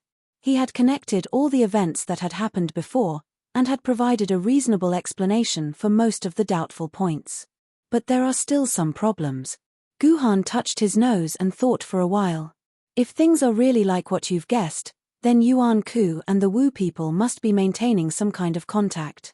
Otherwise, the Yuan Ku outside wouldn't have deliberately killed the previous guardian of the Sun Moon Star and tried to pass this information to Shanhai Pass. But how did the Wu people keep in contact with the Yuan Ku outside? Is this a huge problem? There's another very important problem. This time, the number of Wu people involved in the attack is estimated to be about 200,000 Wu people, which is double the previous data we have. This number has not increased for hundreds of years. Why did it suddenly double in just 6 months? In the battle 6 months ago, the senior sorcerers of the Wu people did kill 5 of them. According to the rebirth speed of the senior sorcerers, it will take them at least a year to be reborn. If these senior sorcerers have not been reborn, it is impossible for the remaining 7 senior sorcerers to launch a fatal attack on you. Even if you can't defeat them, it is not a problem for you to escape. If these senior sorcerers have really been reborn in 6 months, then the problem is even bigger. I'm afraid that a huge change has happened inside the Wu people. Not only has the total number of the Wu people doubled, but the rebirth speed has also greatly increased. With the two factors combined, the strength of the Wu people has increased by more than 5 times. With such strength, even if they don't carry out a beheading operation, they can still destroy the entire Ju Tian Star big battle formation. I've also thought of these suspicious points, but it's a pity that we can't get any information from the Wu people. Yao Guang sighed. Let me ask you, do you think my conjecture is right? How likely is it that the Wu people will carry out a beheading operation on me? Although I very much hope that you guessed wrong, now it seems that you guessed right. Guhan sighed with a bitter face. Seeing Guhan's reaction, Yao Guang seemed to realize something. He immediately stood up from the stone nervously and was about to run backward. Human, why are you running? Let's get to know each other. Before Yao Guang could run a step, a Wu people with the body of a deer blocked Yao Guang's way of retreat. Fungbua. A golden light flashed in Yao Guang's eyes. He immediately stopped and stared at the senior sorcerer who had suddenly appeared from a distance. Why are you talking so much nonsense? Hurry up and kill him before anyone else comes to support us. The mountain-like Kwafu appeared to Yao Guang's right. His sharp eyes swept across Yao Guang's body, then swept across Guhan's body. Then, the instant he saw Guhan, his eyes lit up. Evidently, he had already recognized Guhan, the opponent he had fought before. Elder sister, hurry up. Otherwise, the meat will be eaten by them. A monster with 9 ferocious heads that spoke in a babe-like voice appeared behind the light-shaking realm cultivator. There's no need to rush. With the 4 of us attacking together, this human won't be able to escape no matter what. The bird-like Zhofeng also appeared. Just like that, 4 senior sorcerers surrounded Yao Guang from all directions. Yao Guang and Guhan instantly became birds in a cage. It was obvious that they couldn't escape even if they had wings. When Yao Guang saw that he couldn't escape, he could only return to Guhan's side with a bitter smile and ask, "When did you know that these senior sorcerers were coming?" Guhan's last sentence, "Although I really hoped that you guessed wrong, it seems like you guessed correctly," clearly meant that Guhan had discovered that the senior sorcerers had already surrounded Yao Guang. How early could I have been? By the time I realized, you wouldn't be able to escape. Guhan rubbed his nose. However, these senior sorcerers were able to surround the 2 of us without us knowing. It seems like they've already mastered the power of the void. The power of the void? Don't try to scare me. Doesn't this mean that they've already become U-level Yuan Ku? Yao Guang was shocked. If the 4 senior sorcerers had really become U-level Yuan Ku, then Yao Guang wouldn't even be able to struggle. He could only accept his fate and wait for death. The situation isn't that bad yet. They're just borrowing the power of the void. It's not that they have mastered the power of the void themselves. Otherwise, they wouldn't have appeared after surrounding you. Wouldn't it be enough to just hide in the void and assassinate you? Guhan glanced at the 4 senior sorcerers as if he was asking for their opinion. I didn't expect a human like you to have such knowledge. A mere famed sword-level sword wielder could actually see that we're borrowing the power of the void. With your eyesight, you'll become a famous character in the future. It's a pity that you're going to die in our hands. Fengbua sneered. Wait, can I ask you a question before we start the battle? Guhan waved his hand and said, why the F***ck are you talking so much nonsense? Juying's 9 heads shook. It was obvious that he didn't want to answer Guhan's question. Wait, I'm interested to know what this person wants to ask. As soon as Jiufeng's voice fell, Juying didn't refute anymore. It was obvious that Juying respected Jiufeng a lot. Although their names seemed to be brother and sister, Guhan, who was familiar with ancient records, clearly knew that Juying and Jiufeng weren't related by blood. The two just happened to have the same name, and they liked to call each other brother and sister. Speak. What do you want from us? Fengbua said. A very simple question. Why are there only 4 senior sorcerers? Shouldn't they be using 6 senior sorcerers to deal with the guardian of the Taiyin star? After Guhan said that, he gave an evil smile to Yaoguang. Yaoguang, it seems that in the eyes of the Wu people, you are far inferior to Lilith. They are only willing to send 4 senior sorcerers to deal with you. To deal with Lilith, they need 8. Oh, there's more. The most powerful senior sorcerers, Xingtian, Chief-elect, Chang'e, and Hu Yi, didn't show up. In this way, the number of senior sorcerers to deal with Lilith is 3 to 4 times more than the number of senior sorcerers to deal with you. It seems that in the eyes of the Wu people, you are indeed not worth mentioning. My good military governor, can you stop mocking me at a time like this? Yaoguang couldn't make any other expression other than a bitter smile. Pa, how can you say that? Who told you that the most powerful senior sorcerers are Xingtian and Hu Yi? Let me tell you, your grandpa Juying can defeat both of them. Provoked by Guhan's words, Juying, who had the worst temper, couldn't help but want to rush up and fight. Shut your mouth. Even 2 of you can't defeat one Xingtian. Jiufeng slapped Juying's face without hesitation, then said to Yaoguang solemnly, according to our evaluation, the Taiyin of this generation is not weaker than the Taiyin, but stronger than the Taiyin. The sorcerer tribe was famous for being straightforward and not beating around the bush. Whatever Jiufeng said, it was the truth. Oh, that's strange. Since in your eyes, the Taiyin is stronger than the Taiyin, why is the force sent by the Taiyin star much weaker than the Taiyin star? Guhan asked again. With someone with that bloodline around, we have no choice but to be cautious. Jiufeng replied frankly. The bloodline she mentioned was Liuonian Ling. It seemed like the Wu people still had a lingering fear of Liuonian Ling, so they had to use their strongest force to fight Lilith and Liuonian Ling. Well, the Wu people weren't wrong. The Wu people were wrong because they didn't know about Guhan's existence. Now that you've answered the question, it's time for you to die. After answering Guhan's question, Jiufeng flapped her wings and created a strong wind, indicating that the battle was about to begin. You deal with Jiufeng and Juying, I'll deal with Quafu and Fengbua, Yaoguang said with his back against Guhan. Wait. They're here for you, not me. Guhan suddenly patted Yaoguang's shoulder. What do you mean? Yaoguang was shocked. I mean you'll deal with the 4 of them, I'll just watch from the side. Guhan said, then laid down on the big green rock and said leisurely, don't worry, I'll save you when you're about to die.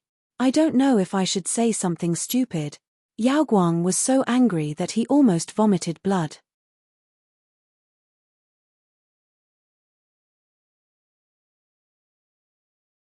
Moreover, it was ranked below the top 30 of the sword maidens of the treasure sword tier. It could not be considered a very powerful sword maiden of the treasure sword tier. However, there was one point about the Tangshi sword that was very commendable. It was extremely sturdy. Even after the Tangshi sword's protective shield was shattered, it could still fight for a very long time by relying on its own durability. Because of this, the Tang Shi sword's wielder had managed to preserve his life in many life and death situations. Whenever Yuan Ku fought against the Tang Shi sword's wielder, he would discover that after successfully shattering the Tang Shi sword's protective shield, he would think that victory was already set in stone. Without much effort, he would be able to break this sword maiden who had lost her protective shield. Thus, he would instinctively let down his guard and become careless.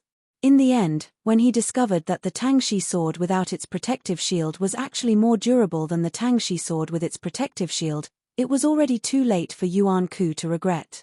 In the end, he could only die under the Tang Shi sword's sword. In the next second, Yao Guang and the Grand Wizards began fighting. In the game, Guhan had discovered that Yao Guang was actually a decent swordmaster. However, when Guhan saw Yao Guang's battle in real life, he realized that Yao Guang's strength could no longer be described as decent. Instead, it could be described as very good. How should he put it? Let's give a specific example. If the world's #1 expert, Wang Chongyang, in an unknown martial arts novel before the apocalypse, was compared to Guhan, then the current Yao Guang's strength in swordsmanship had probably reached the level of the 7 freaks of Jiangnan. Although 100 of the 7 freaks of Jiangnan might not be Wang Chongyang's match, the 7 freaks of Jiangnan were actually the top characters in the entire Jiangnan martial arts world. They could do whatever they wanted in most places. Ordinary sect leaders of small sects could not possibly be a match for the 7 freaks of Jiangnan. In this era, if all the sword masters were to be ranked, Guhan would naturally be ranked first. Then, Yao Guang might be ranked in the top 10. Of course, this was only Guhan's rough estimation, because Guhan had not seen many swordmasters. Among them, the only 2 swordmasters whose strength could be ranked above Yao Guang were the Confusion Sword Spirit and Liuyan Ling. As for how many other sword masters could be ranked above Yao Guang, this was something Guhan did not know. Therefore, Guhan could only generally place Yao Guang in the top 10. Let's cut to the chase and get back to business. The battle between Yao Guang and the 4 senior sorcerers had only lasted for about 20 seconds. Guhan keenly noticed that Yao Guang and the Big Dipper sword were about to collapse. The Big Dipper sword's shield still had about 80% of its energy left, but the energy of Yao Guang's personal shield was less than 30%. At most, in 15 seconds, Yao Guang's personal shield would explode. Whether it was Yao Guang or Big Dipper sword, their expressions were filled with terror. Clearly, they hadn't expected such a situation. In just 20 seconds, they were already on the brink of death. This was a situation they had never imagined would come to fruition. This is not right. Apart from Juying, I have fought with Jiufeng, Fengbua, and Quafu. Their strength was definitely not like this before. Guhan looked at the battle with a solemn expression. This was because the situation of the battle had exceeded Guhan's expectations. According to Guhan's estimation, it would be a piece of cake for Yao Guang and the Big Dipper sword to hold on until the Guardian of Baihu arrived on the battlefield. It would not be a problem for the personal shield to have about 60% to 70% of its energy left. However, in just 20 seconds, 70% to 80% of the personal shield's energy had been consumed. This was definitely not something that the senior sorcerers that Guhan had seen before could do. In other words, the strength of these 4 senior sorcerers had increased by more than a few times compared to when Guhan had seen them 6 months ago. No wonder they dared to besiege Yao Guang with just 4 senior sorcerers. It turns out that not only the number of Wu people has increased, but the strength of these senior sorcerers has also increased. Thinking of this, Guhan abruptly stood up from the green rock. At the same time, he shouted at Yao Guang, get out of my way. The reason why Guhan could leisurely watch the show was because he thought that the 4 senior sorcerers would not be able to kill Yao Guang in a short period of time. Now, Guhan realized that if he did not make a move, Yao Guang would really die in front of him in less than 15 seconds. In this way, Guhan could not continue watching the show no matter what. Hearing Guhan's shout, Yao Guang acted very decisively. Even if he had to bear a heavy blow from Quafu, he still forced himself to retreat hundreds of meters back to Guhan's side. At the same time, a golden long sword had appeared in Guhan's hand. The golden long sword drew an extremely twisted and unbelievable trajectory in the air. The 4 senior sorcerers, who had been chasing after Yaoguang in an awe-inspiring and murderous manner, suddenly seemed to be frozen by something. They stood still on the spot, and their bodies began to tremble violently. After a while, these senior sorcerers finally broke free from this strange state. They then touched their own chests with lingering fear. At the same time, they looked at Guhan with a fierce and slightly panicked look and asked, "What skill did you use just now? Why did this happen to us?" "I didn't use any skill. I just borrowed a little bit of the wind."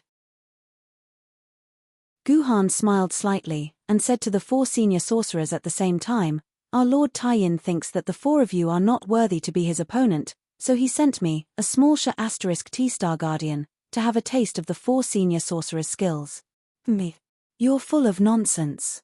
Just based on that sword alone, you're more than 10 times better than Taiyin. Don't you dare make fun of us." Juying's 9 heads spoke at the same time. The 9 voices gathered together and formed a huge resonance. If an ordinary person was here, their eardrums would probably be shattered by this sound.